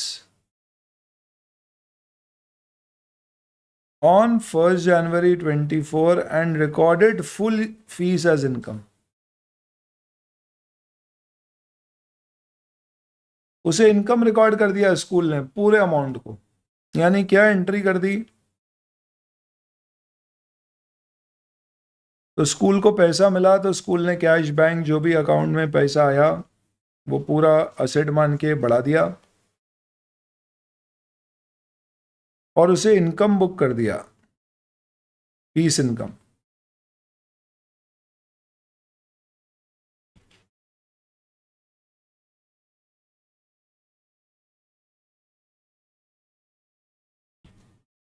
और क्योंकि फीस इनकम है तो अगर रिसीव होगी तो क्रेडिट हो जाएगी, बढ़ेगी तो क्रेडिट कर दी, ये कर दिया है। तो this is the journal entry done. तो हमें क्या करना पड़ेगा? 31 मार्च 24 पे we will have to do an adjustment entry या रेक्टिफिकेशन एंट्री। और वो क्या होएगी बेटा बताओ? तो आपने इनकम कितनी ज़्यादा बुक कर दी है? 90,000, जो इस साल की नहीं है। तो आप फीस इनकम को कम करोगे 90,000 से, ये कह के कि इनकम बढ़ी हुई है तो इसे कम करिए, और ये आपकी क्या कहलाएगी? लाइबिलिटी। तो आप कर दोगे एडवांस इनकम क्रेडिट 90,000 से, जो कि है आपकी लाइबिलिटी, और आप बोलोगे हमारी लाइबिलिटी बढ़ रही है। क्योंकि ये पैसा हमें देना नहीं है, पर इसके बदले में सर्विसेज देना है। कुछ भी देना बाकी है अगर आपको कॉन्ट्रैक्ट में, तो वो आपकी लाइबिलिटी है, भले ही पैसा वापस लौटाना ना। तो ये पूरे नियम से आपको क्या चीज समझ में आ रही है? शायद एक बात समझ में आ गई है कि जब आपको पैसा एडवांस में मिल रहा है या आप एडवांस में दे रहे हो, तो दो तरह से पॉसिबल है कि एंट्री हो। पहला, कंपनी ने पहले से सही एंट्री कर रखी है। दूसरा, पहले एंट्री पूरी इनकम या एक्सपेंस बुक कर दी और बाद में एडजस्ट कर। अगर पहले से सही एंट्री की है तो कोई प्रॉब्लम नहीं है, पर अगर पहले आपने पूरे को इनकम या एक्सपेंस बुक कर दिया है तो आपको एडजस्ट करना पड़ेगा ईयर एंड पे। कैसे एडजस्ट करना होगा? खर्चा बुक कर दिया है जबकि प्रीपेड था तो खर्चा कम, प्रीपेड बढ़ाओ। इनकम बुक कर दी है जबकि लाइबिलिटी थी, एडवांस था, तो इनकम कम करो, एडवांस लाइबिलिटी बढ़ाओ। ये करने के लिए आपको अकाउंट यूज क्या करना पड़ेंगे? You will have to use account of advance income और प्रीपेड एक्सपेंस। यहां तक किसी को कोई भी डाउट है, कुछ भी सवाल पूछना है तो एक बार पूछ लीजिए।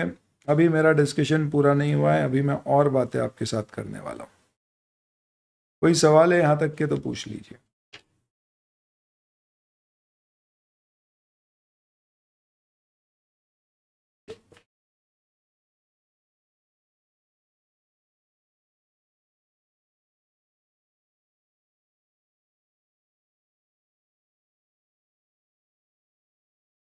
Any doubts?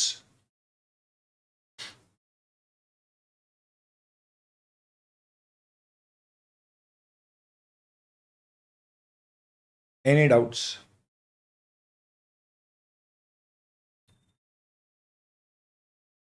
नो डाउट्स है तो लिखिए नो डाउट्स।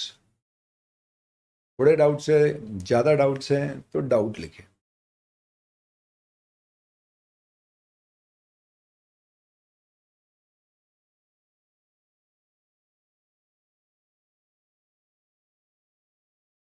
बताएं बेटा।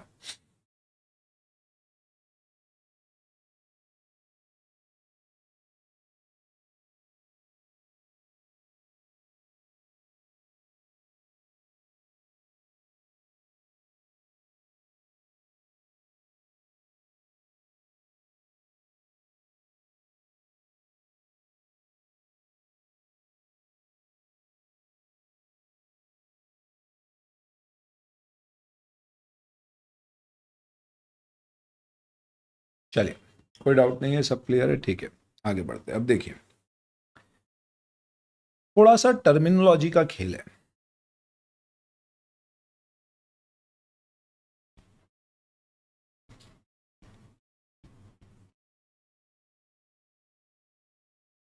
कुछ इस तरह के आपने टर्म्स सुने होंगे दोस्तों, जैसे कि अभी अपन ने जो जो टर्म सुने वो क्या क्या सुने? प्रीपेड, अक्रूड, आउटस्टैंडिंग और अनअर्न्ड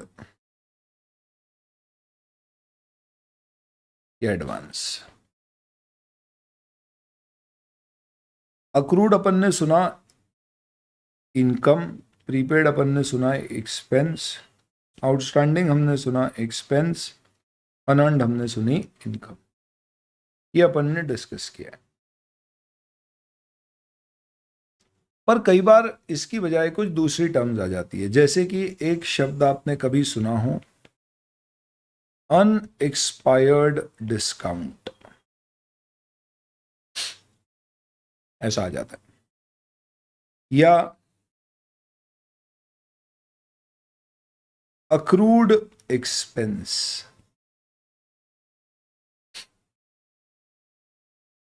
या इंटरेस्ट ऑन बोरोइंग,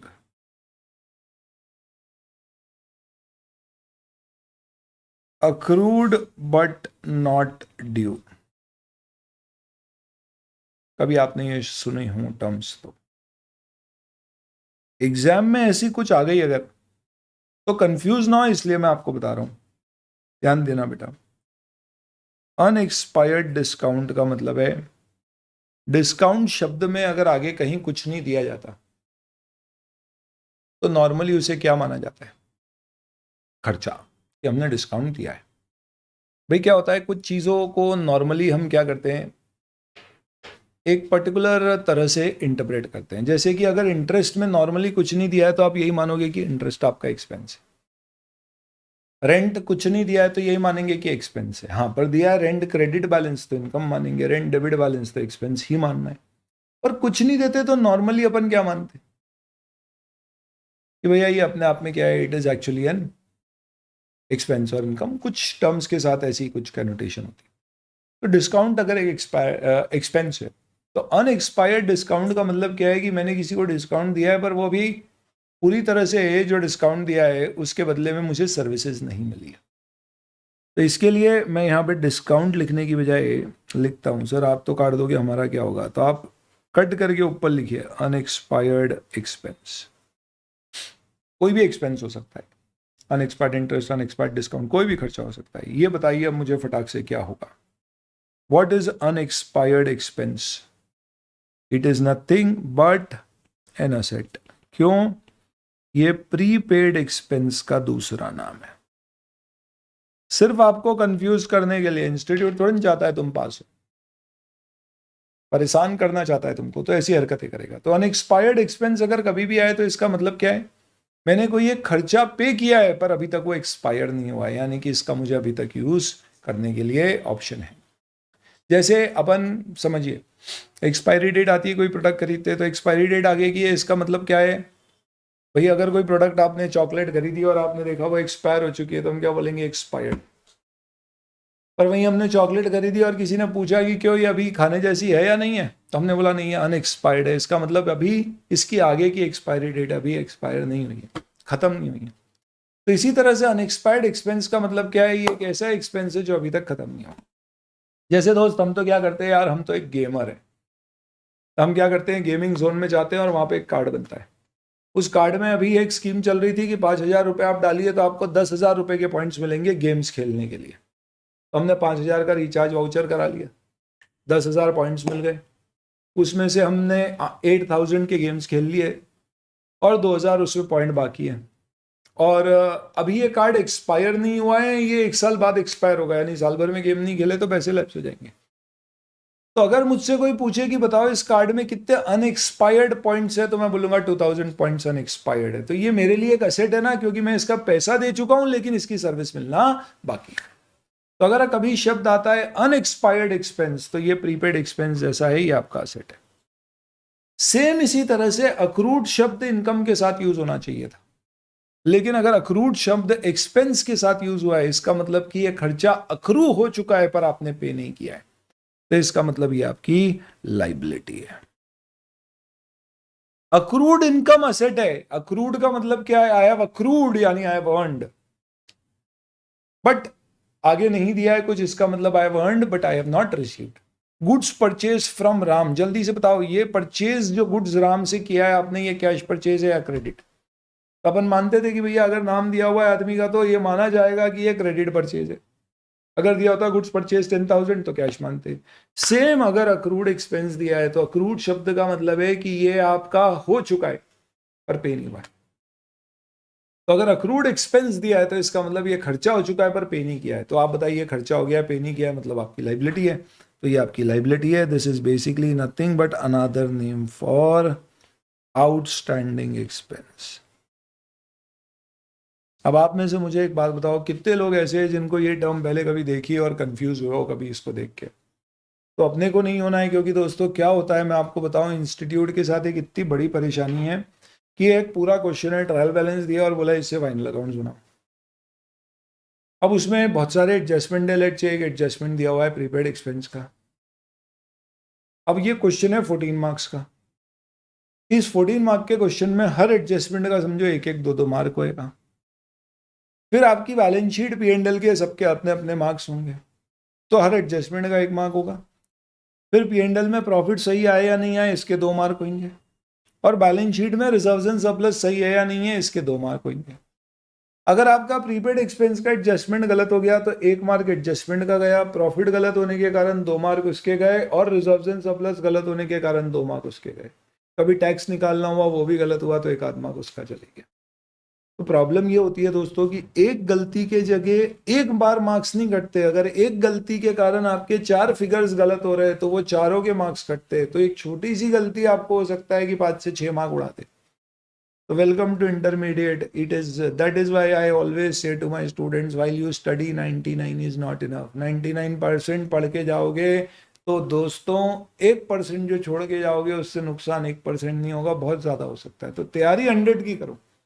बाद में जब रिवीजन स्टेज पे आएंगे तब एबीसी फोकस करेंगे, अपन एग्जाम ओरिएंटेड पे जाएंगे, अभी नहीं, अभी पूरा पढ़ना है। तो बताया नहीं आप लोगों ने क्या अनएक्सपायर्ड शब्द ने कभी आपको कंफ्यूज किया था या नहीं किया था?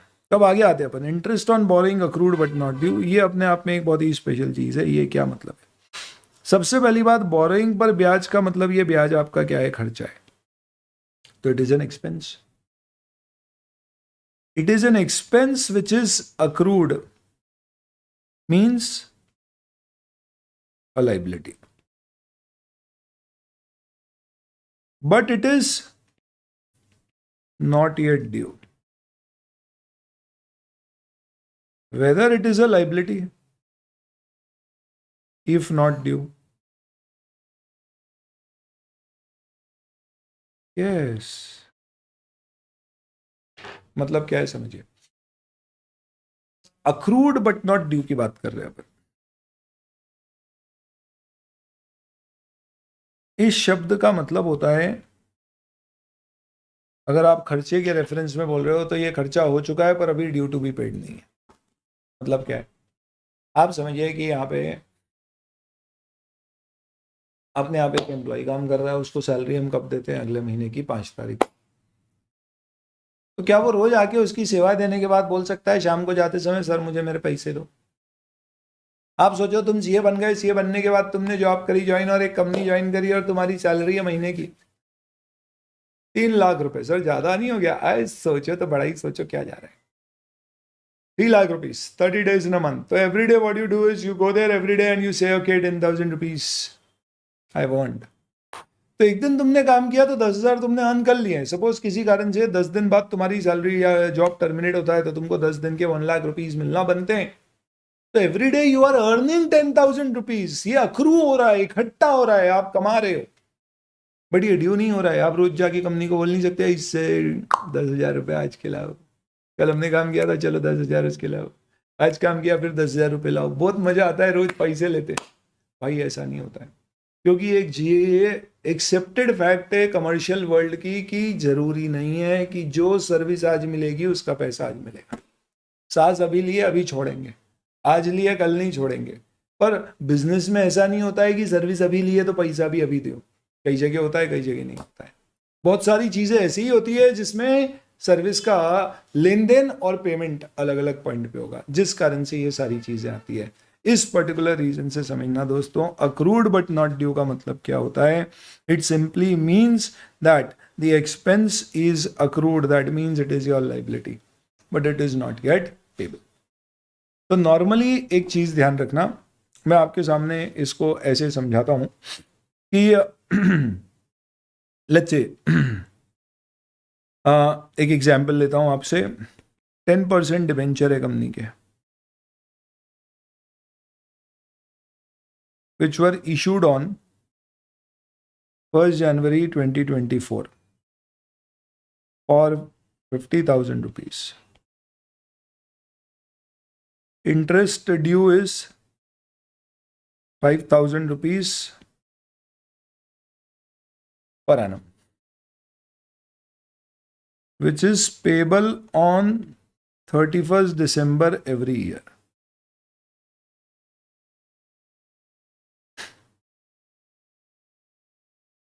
Show journal entry on 31st December 24 and 31st March 25 if 24 31st March, 3 बार पूछता हूं मैं आपसे जर्नल एंट्री।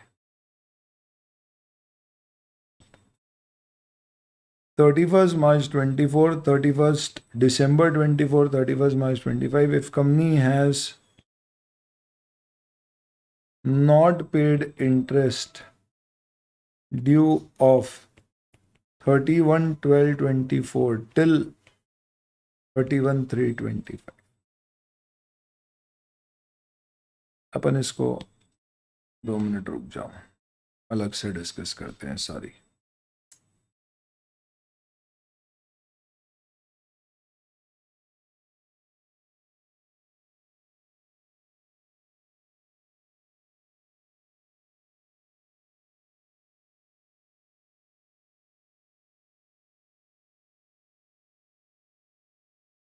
तो क्वेश्चन आपसे मैं ये पूछ रहा हूं कि 1st जनवरी 24 को कंपनी ने 10% डिबेंचर इशू किए 50,000 रुपीज के। पहली बार आपने balance sheet P&L trial balance 31st मार्च 24 पे बनाया है। उसके बाद आपका इंटरेस्ट ड्यू हुआ लेट से 31st दिसंबर 24 पे, और आपका अगला साल खत्म हुआ 31st मार्च 25। मैं आपसे पूछना चाह रहा हूं बेटा कि जर्नल एंट्री आप इंटरेस्ट की क्या करोगे इस डेट पे। जब तक जवाब नहीं देंगे अब आगे नहीं बढ़ूंगा। क्या 31st मार्च 2024 पे कोई जर्नल एंट्री पास करने की जरूरत है क्या? Is there any need to pass any journal entry?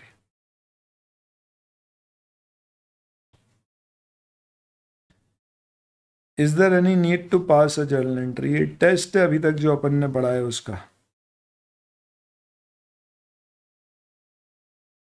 रुका हूं मैं जवाब के लिए।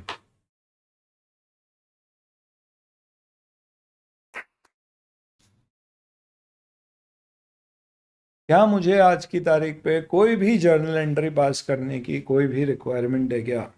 कब? 31st मार्च 24 पे। एक बार क्वेश्चन दोबारा पढ़ लो। डिबेंचर इशू किया जनवरी में, इशू किया 10% उस पर इंटरेस्ट है, हर साल पे करना है दिसंबर में। 31st मार्च 2024 पर क्या मुझे कोई जर्नल एंट्री पास करने की जरूरत है? यस सर, वेरी गुड, शाबाश। क्यों करना है? क्योंकि खर्चा अक्रू हो चुका है।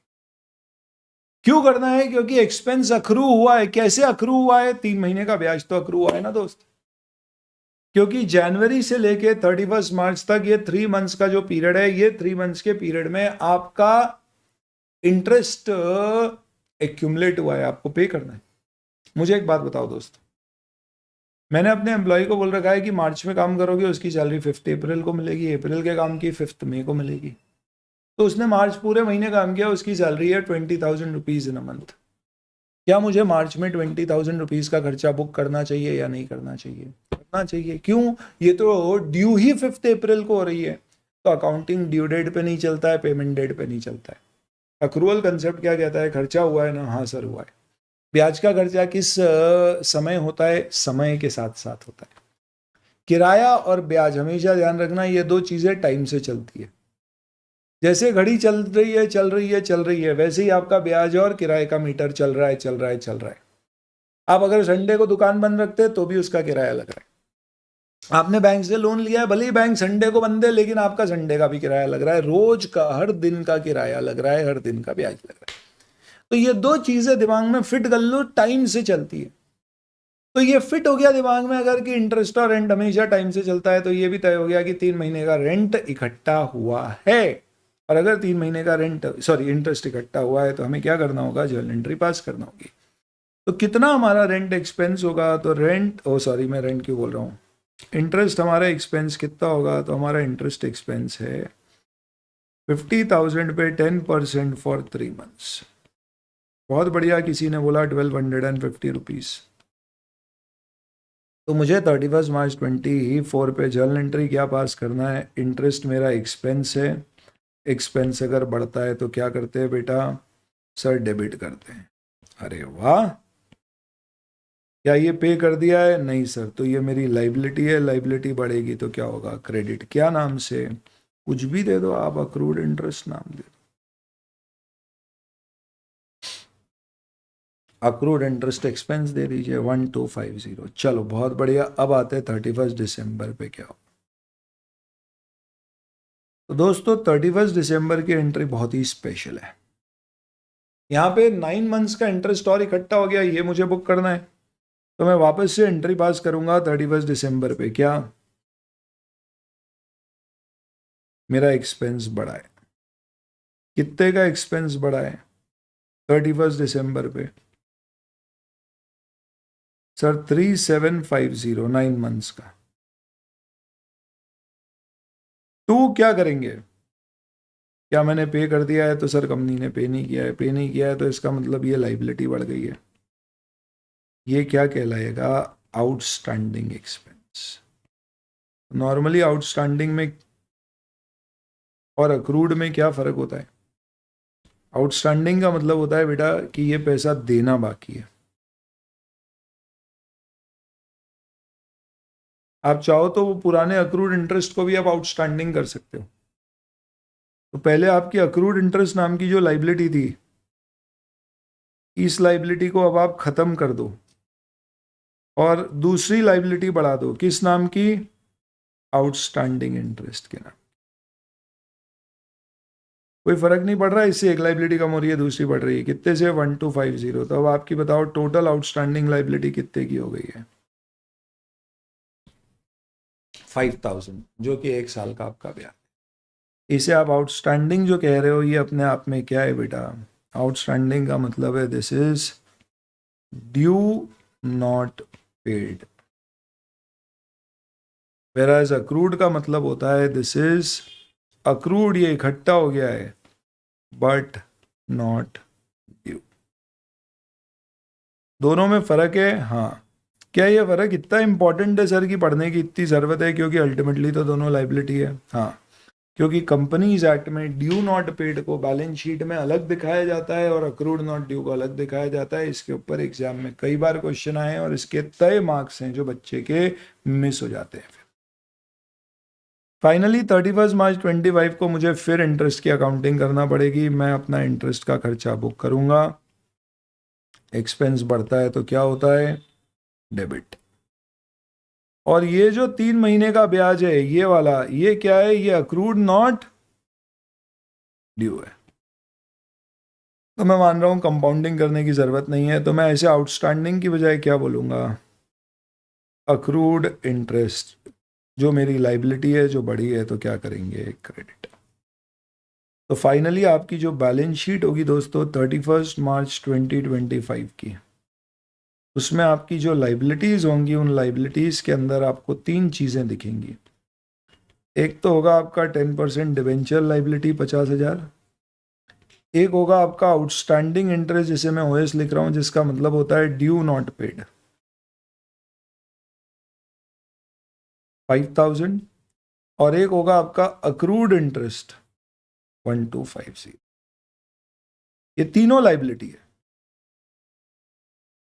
ये जो लाइबिलिटी है ये किस पीरियड की है, ये बेसिकली जनवरी 24 टू दिसंबर 24 का ब्याज जो पे नहीं किया। ये कौन सी है, ये जनवरी 25 टू मार्च 25 जो खर्चा हुआ है पर अभी अपने को पे करने की जरूरत नहीं। इस अक्रूड इंटरेस्ट को कहते हैं accrued but not due. Balance sheet में इसे अलग अलग दिखाना पड़ता है, इसलिए मैं आपको इतना सब कुछ समझा रहा हूं। तो जल्दी से मुझे इस आखिरी सवाल का जवाब दे दो बेटा। Salary of March 30,000 is accrued, or let's say it's unpaid. Let's say it is due to be paid on 5th April 24। इसे बैलेंस शीट में किस नाम से लाइबिलिटी दिखाओगे? ऑप्शन देता हूं, ड्यू नॉट पेड के नाम से या अक्रूड नॉट ड्यू के नाम से।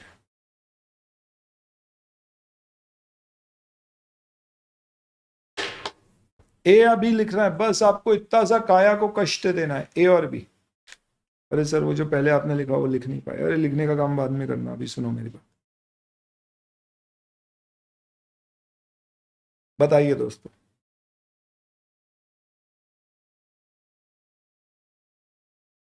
हेलो, चल में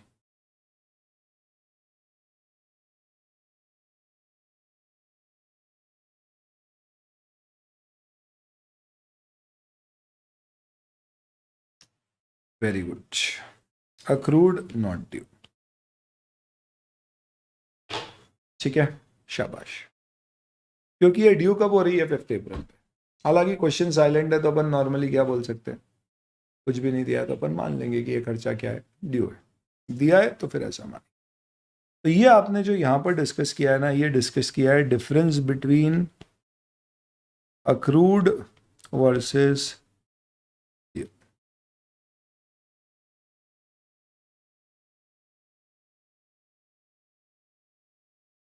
और accrued not due versus due not.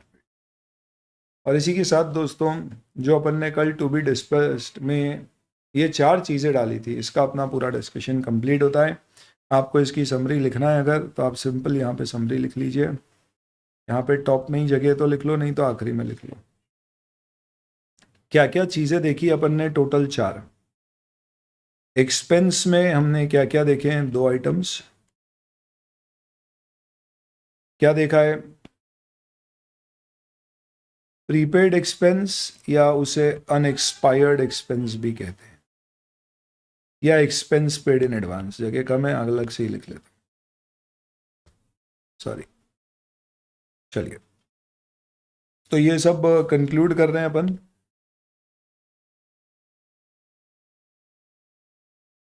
Prepaid expense और अक्रूड एक्सपेंस। नॉर्मली शब्द अक्रूड किसके साथ यूज किया जाता है, इसको अगला लिखना है, sorry. Prepaid expense, unexpired expense और एक्सपेंस पेड इन एडवांस। हालांकि एडवांस शब्द यूज नॉर्मली रिसीप्ट्स में होता है, बट ये कैसे भी यूज कर सकते हैं। ये आपकी सब केस में ये सब क्या है, आपकी असेट है।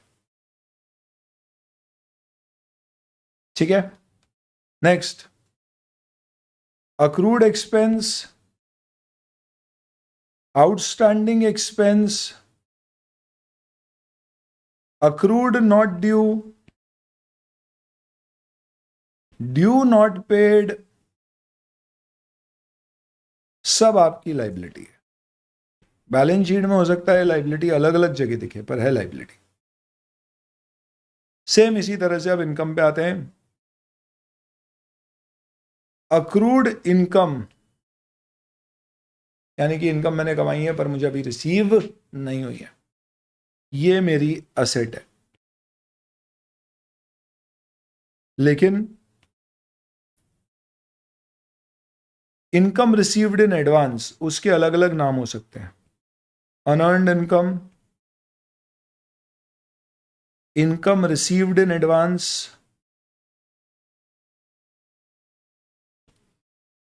बोलने वाले इसे प्रीपेड इनकम भी कह देते। ये सब अपने आप में क्या है, आपकी लाइबिलिटी। ये बढ़ेगा तो डेबिट क्रेडिट क्या होगा, जो अपन ने रूल पढ़े उसके हिसाब से। तो कृपा करके आप एग्जाम में क्या ध्यान रखना दोस्तों, पूरा पढ़ना सेंटेंस या पूरा पढ़ना अकाउंट का नाम और फिर कंक्लूड करना ये क्या है। हाँ, यूजुअली प्रीपेड शब्द किसके साथ यूज किया जाता है, एक्सपेंस के साथ। अक्रूड किसके साथ यूज किया जाता है, इनकम के साथ। पर करने वाला एक्सपेंस के साथ भी कर सकता है, इसलिए आप ध्यान रखिएगा कौन सी चीज कहां पर यूज हो रही है, उसे कैसे अकाउंट फॉर और हैंडल करना है। इसी के साथ अपना पहला डिस्कशन कंप्लीट हो जाता है दोस्तों, जो हमें आज कवर करना था। और ये हमारी इंपॉर्टेंट अकाउंटिंग एंट्रीज हैं। कंक्लूजन, ये पहले सेट ऑफ कंक्लूजन्स हैं आपके। व्हाट इज एन असेट और अ लाइबिलिटी।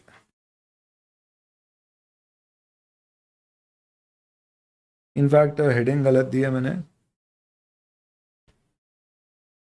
इनकम और एक्सपेंस, असेट और लाइबिलिटी। और सेकंड आप एक चीज ध्यान रखना कि there is a difference between, in question understand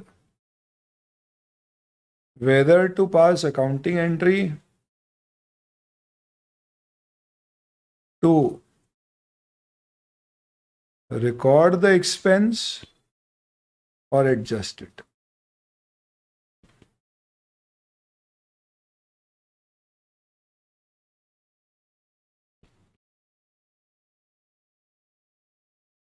अगर ट्रांजैक्शन रिकॉर्ड करना है तो इसका मतलब आप क्या करोगे, प्रीपेड इंश्योरेंस प्रीमियम रिकॉर्ड करना है तो एंट्री होगी प्रीपेड इंश्योरेंस टू कैश।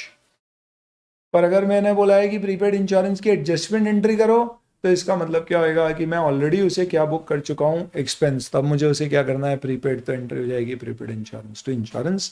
ज़्यादा कंफ्यूज नहीं करते हैं इसको, अपन आगे डिस्कस करेंगे कहाँ पे, जैसे ऐसे क्वेश्चंस करेंगे। ये पहला डिस्कशन अपना आज का पूरा होता है। एक बार अगर आप इसमें सहमति देंगे, बोलेंगे yes sir, move on, then I will move on to the next concept. अगला कंसेप्ट दोस्तों मैं लेना चाहूंगा आपके साथ। क्या, तो कल अपन ने देखा था प्रोविजंस, तो now next we will talk about provisions. ऐसे कई सारे एडजस्टमेंट्स अपने को डिस्कस करना है, इसमें थोड़ा समय लगेगा बट एक बार के लिए सारी चीज़ें क्लियर हो जाएगी। प्रोविजन भी एक ऐसी चीज़ है जिसमें कई बार बच्चे कंफ्यूज होते हैं, खासतौर पे प्रोविजन फॉर बैड डेट्स वगैरह में, वो सब डिस्कस करेंगे।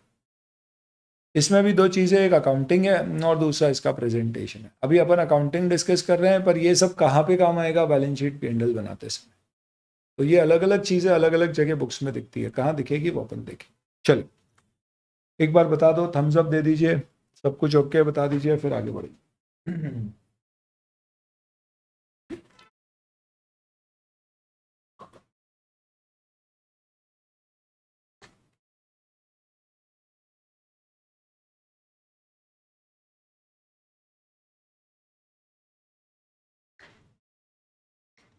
बढ़ू आगे। हेलो,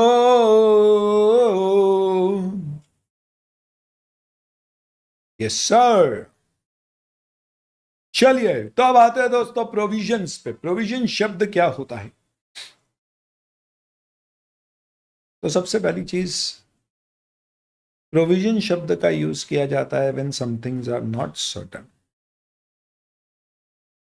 तो प्रोविजन इज बेसिकली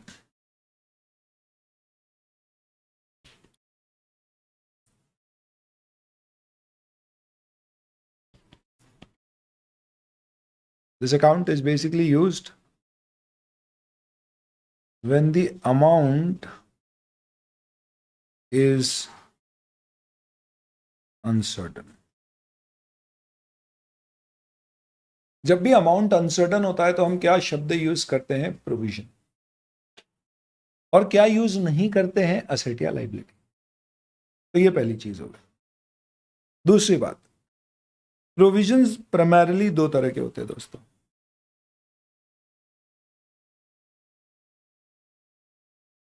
तो पहला होता है provisions which are basically represent a payable an amount which is payable or a liability। और दूसरा क्रिएट किया जाता है provision to represent a reduction in asset.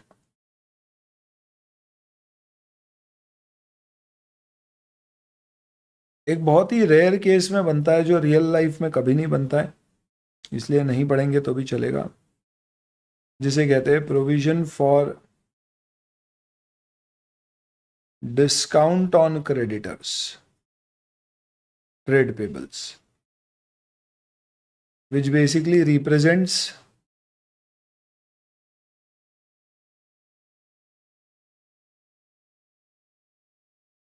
a reduction in liability। ये रियल लाइफ में नहीं बनता है, क्यों नहीं बनता है मैं समझाऊंगा, पर इस पे फोकस मत करना, इससे पूरा कंसेप्ट अपना बिगड़ेगा। पहले अपन ये पढ़ते हैं। एक होता है प्रोविजन जो क्या बता रहा है, it is representing an asset और लाइबिलिटी। तो प्रोविजन लाइबिलिटी होगा, असेट तो होगा नहीं। बट ये जरूर हो सकता है कि प्रोविजन एक असेट का रिडक्शन हो। मतलब क्या हुआ सर, समझ नहीं आया। जैसे कि आपने क्रिएट किया है एक प्रोविजन फॉर लीगल क्लेम्स, या सिंपल और बनाऊं तो provision for bonus to employees.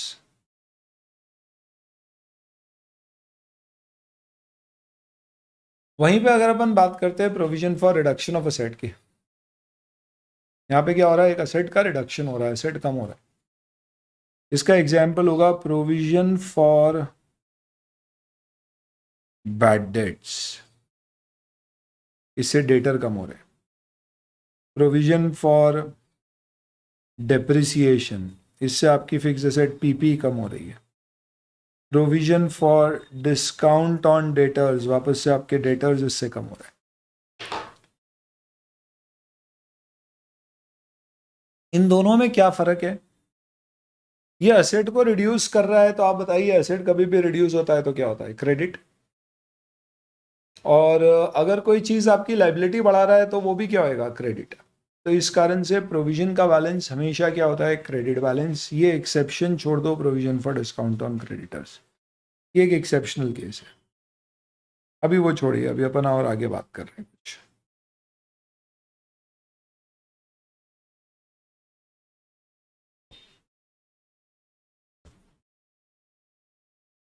अब होता क्या है समझिए, प्रोविजन शब्द यूज कैसे करते हैं।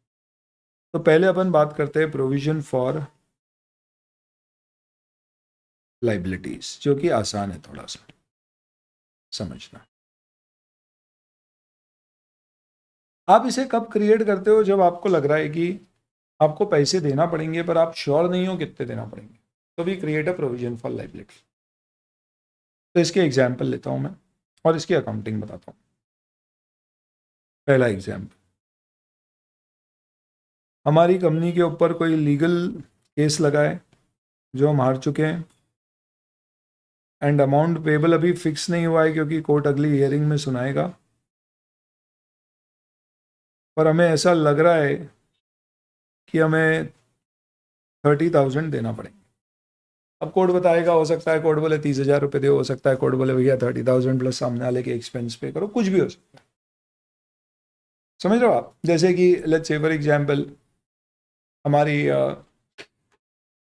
कंपनी है, अमेजोन से गुड सेल करती है, और किसी ने क्या किया, तो अपन से फास्ट पे अमेजोन से किताबें बेचते हैं, और किताब सेल करी किसी पर्टिकुलर स्टूडेंट को, और उसे किताब नहीं मिली, और उसने let's say for example request भेजी कि भैया किताब मिली नहीं है, और मिस हो गया, जवाब नहीं दिया, तो उसने कोर्ट में केस लगा दिया, कंज्यूमर कोर्ट में चली गई, हम केस हार गए, और हमें मालूम है कि अब हमें इन्हें पैसे रिफंड करना पड़ेंगे। हो सकता है हमें ये नहीं बोला जाए सिर्फ पैसे रिफंड करना पड़ेगा, ये भी बोला जाए कि सामने वाले की जो लीगल कॉस्ट लगी है केस डालने के लिए वो भी देना जाए। ये भी हो सकता है कि ये बोला जाए कि उसका जो टाइम वेस्ट हुआ है उसके भी पैसे दिए जाए। तो मैं श्योर नहीं हूँ कितने देना पड़ेंगे। 500 रुपये की किताब के पीछे लग रहे हैं कि हमारे 10,000 लग सकते हैं या 8,000 लग सकते हैं। तो मैं एक अंदाजा लूंगा, वो कैसे लिया जाता है अंदाजा, वो अकाउंटिंग स्टैंडर्ड में पढ़ेंगे कि AS 29 पूरा आपको ये समझाता है कि कैसे अमाउंट कैलकुलेट करना चाहिए एक प्रोविजन का। पर अभी आपको क्वेश्चन में दिया जाएगा कि इसके लिए हमें लग रहा है कि यार हमें क्या करना चाहिए, 3,000 रुपीज़ का प्रोविजन बना लेना चाहिए। तो कोई दिक्कत नहीं है, आप केस हार गए और आपको लग रहा है 30,000 का पैसा आपको देना पड़ेगा, 30,000 यहाँ पर है, तो आप बताइए आप जर्नल एंट्री क्या करोगे। तो ये बताओ, ये आपकी लाइबिलिटी है प्रोविजन, तो हमें लाइबिलिटी बढ़ाना है, तो हम क्या बोलेंगे, provision for legal claim. Simple liability है मेरी है, कितना, 30,000 रुपीज। ये क्या हुआ, बड़ा है, क्या बड़ी है, लाइबिलिटी बड़ी है, तो क्या होएगा, क्रेडिट। सीधी सी बात है, और क्या। तो मैं सिंपली बोल दूंगा कि प्रोविजन फॉर लीगल क्लेम्स मेरा क्या हो जाएगा, 30,000 रुपीज का, लाइबिलिटी बड़ी है, इसे क्रेडिट कर दें।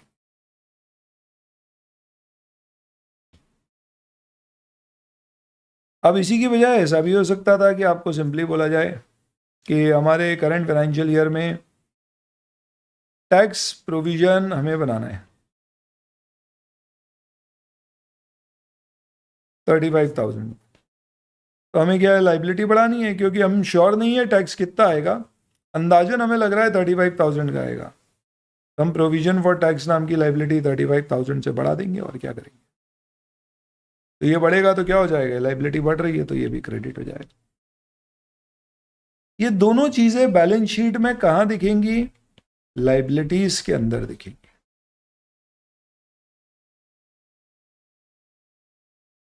सिंपल है सर। डेबिट क्या होगा, ऑब्वियस सी बात है, लीगल क्लेम आपका लॉस है तो loss by legal claim debit हो जाएगा। टैक्स आपका टैक्स का खर्चा है तो टैक्स एक्सपेंस डेबिट हो जाएगा, वो ठीक है। लेकिन इसकी बजाय अगर कोई प्रोविजन असेट पर बन रहा है तो वो कैसे बनेगा, तो ऐसा कहते हैं कि जब आपको डाउट है कि आपके असेट्स आपको पूरा पैसा कमा के नहीं देंगे, या आपको लगता है कि आपके असेट की वैल्यू में रिडक्शन है पर आप श्योर नहीं हो कितना रिडक्शन है, तो आप उस पर प्रोविजन बना दो। तो यहां पे भी अपन दो एग्जाम्पल ले लेते हैं। एक सबसे कॉमन बैड डेट्स का प्रोविजन बनाना है। एक कंजर्वेटिज्म प्रिंसिपल कहता है कि अगर आपको लग रहा है बैड डेट होने वाली है, भले ही हुई नहीं है, आप अभी से प्रोविजन बना दो। पर आपको क्या बताओ, श्योर है क्या कि आपको बैड डेट होगी तो एग्जैक्ट 3,000 की होगी? नहीं, ये तो एक अंदाजा है, अनसर्टन अमाउंट है, हो सकता है ज्यादा हो जाए, कम हो जाए, ना भी हो। तो we are uncertain about amount whether it will be 3,000 और व्हाट, बट एक estimate as per accounting standard मैंने 3,000 का लिया। तो अब बताइए ये बैड डेट प्रोविजन को मैं कैसे अकाउंट फॉर करूंगा। तो मेरे पास यहाँ पे अब दो ऑप्शन है, बहुत ध्यान से देखना। पहला ऑप्शन है मेरे पास कि मैं बोलूँ कि भैया बैड डेट्स खर्चा बुक कर रहे हैं, एक्सपेंस बढ़ता है तो डेबिट होगा, और क्रेडिट क्या कर दूं मैं, डेटर, क्योंकि बैड डेट होगी तो मेरा डेटर कम होगा, तो डेटर मेरी क्या है, असेट, और असेट कम होता है तो क्या होता है, क्रेडिट। तो 3,000 से ये कर दूं। ये गलत हो जाएगा, क्यों, क्योंकि एक्चुअल में अभी आपका डेटर कम हुआ नहीं है। आप बताइए क्या बैड डेट्स हो गई है या उम्मीद है हो सकती है, हो सकती, हुई नहीं है, हो सकती है। तो क्योंकि बैड डेट्स हुई नहीं है, हो सकती है, तो इसी सिचुएशन में आपको एक परमिशन है कि आप प्रोविजन फॉर बैड डेट्स या प्रोविजन फॉर डाउटफुल डेटर्स किसी भी नाम से क्या करें, प्रोविजन बना लें। ये प्रोविजन क्या है, ये मेरी लाइबिलिटी नहीं है, ये प्रोविजन मेरे असेट का रिडक्शन दिखा रहा है, तो होगा क्रेडिट ही, क्योंकि असेट कम होता है तो क्रेडिट होता है। बस नाम का फर्क पड़ गया कि डेटर कम करने की बजाय मैंने क्या किया, provision for bad debt book कर दिया। इससे फायदा क्या हुआ, मेरी बुक्स में डेटर अभी भी पूरे पे दिख रहा है। तो लेट्स से मेरा डेटर 30,000 का था, अगर मैं 3,000 से कम कर देता तो मैं मान लेता कि 3,000 की बैड डेट हो चुकी है, पर हुई नहीं, अंदाजा है। तो अभी आप इसे किस खाते में बुक करके रख दोगे, प्रोविजन फॉर बैड डेट्स के नाम से। Similarly let's say for example आपका एक असेट है, ठीक है, तो आपके एक पास एक मशीन है पीपी, और इसकी वैल्यू में रिडक्शन आया है 10,000 रुपए का। क्यों डिक्लाइन हुई है, तो due to normal wear and टेयर।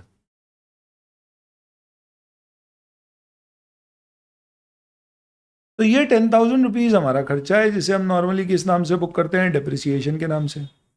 ये एक्सपेंस अगर आपका बढ़ रहा है तो ये डेबिट हो जाएगा 10,000 से, इसमें किसी प्रकार का कोई डाउट नहीं है। तो क्या मैं अभी से मशीन कम कर दूं, तो मैं मशीन को अगर अभी से कम कर रहा हूं तो मैं कह रहा हूं मेरी मशीन एक्चुअल में 10,000 से कम हो गई, बट क्या ऑनेस्टली 10,000 से कम हुई है, नहीं सर, हो सकता है 8,000 से ही कम हुई हो, 12,000 से कम हुई हो। तो यहाँ पे भी आपको एक ऑप्शन दिया है कि आप instead of reducing 10,000 to machine, आप इसकी बजाय क्या क्रिएट कर लो, एक provision for depreciation on machine. ये आपकी लाइबिलिटी नहीं है, ये आपका असेट कम हो रहा है, और असेट कम होता है तो होता क्रेडिट ही है, तो ये क्रेडिट होगा। इन दोनों का स्पेशल फीचर ये दोस्तों इस तरह के प्रोविजन का, कि ये आपकी बैलेंस शीट में these are basically reduced from the respective asset.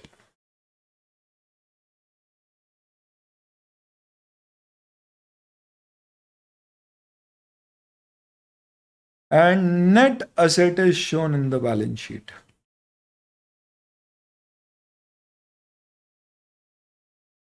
तो इसका मतलब लेट्स से आपकी मशीन, बैलेंस शीट में हम क्या करेंगे पता है, आपकी बैलेंस शीट में असेट साइड जो होगी, जो ऑब्वियसली बात है इक्विटी लाइबिलिटी साइड के बाद आएगी, उसके अंदर लेट्स से आपकी मशीन होगी, पीपी के अंदर आपके डेटर्स होंगे, ट्रेड रिसीवेबल्स होंगे। तो बैलेंस शीट में नोट नंबर होता है, लेट्स से 1 2 जो भी नोट है। तो जो मशीन का नोट बनेगा ना बेटा, उसमें आप क्या करोगे, तो नोट्स टू बैलेंस शीट बनाएंगे, और उसमें आप ऐसे दिखाएंगे नोट 1 मशीन। उसमें आप बोलोगे मशीन की cost minus provision for depreciation on machine. Let's say कि आपकी मशीन की डेप्रिसिएशन 10,000 रुपये आपने बुक किया है, कॉस्ट 1,00,000 थी, 10,000 का डेप्री माइनस, और 90,000 आपका फाइनल अमाउंट है। ये बैलेंस शीट में यहाँ पे दिखेगा।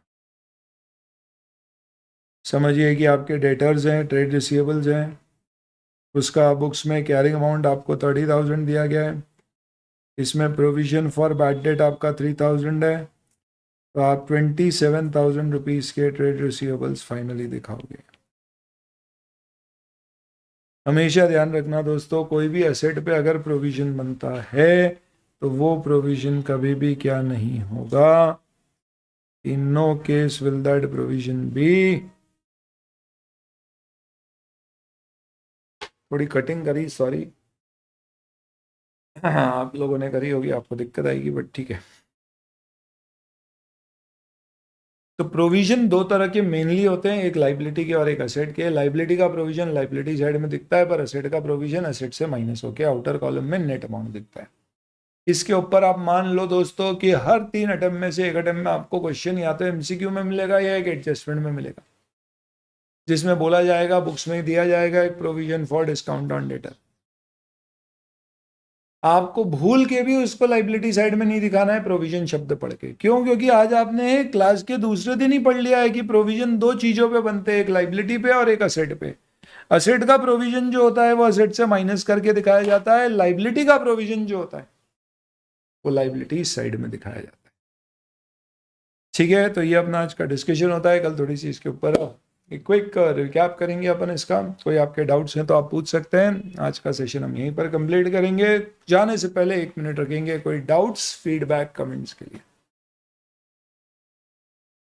तो सर ये अब जब अपन क्वेश्चन सॉल्व करेंगे ना कॉम्प्रहेंसिव, तो उस स्टेज पर ये सब अपने को अप्लाई करना होगा, तो वहां आपकी प्रैक्टिस भी हो जाएगी इन सब चीज़ों की, आपको समझ में आ जाए अच्छा ये कैसे हो रहा है, क्या हो रहा है। चलिए, is this clear to everybody? Anybody has any doubts please tell me. Yes sir, nice, बोलिए। प्रोविजन फॉर क्रेडिटर्स क्या होता है कि आपने क्रेडिटर पे डिस्काउंट का प्रोविजन बनाया, ये कंजर्वेटिज्म के अगेंस्ट होता है।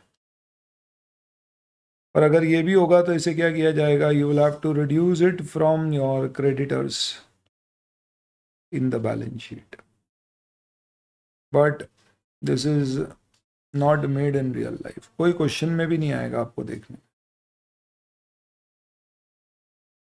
ये 11-12 CPD फाउंडेशन लेवल तक होता था बस। चलिए ठीक है। हाँ, बहुत अच्छा सवाल पूछा है कि किताबें कब रिसीव होगी ऑनलाइन स्टूडेंट्स को।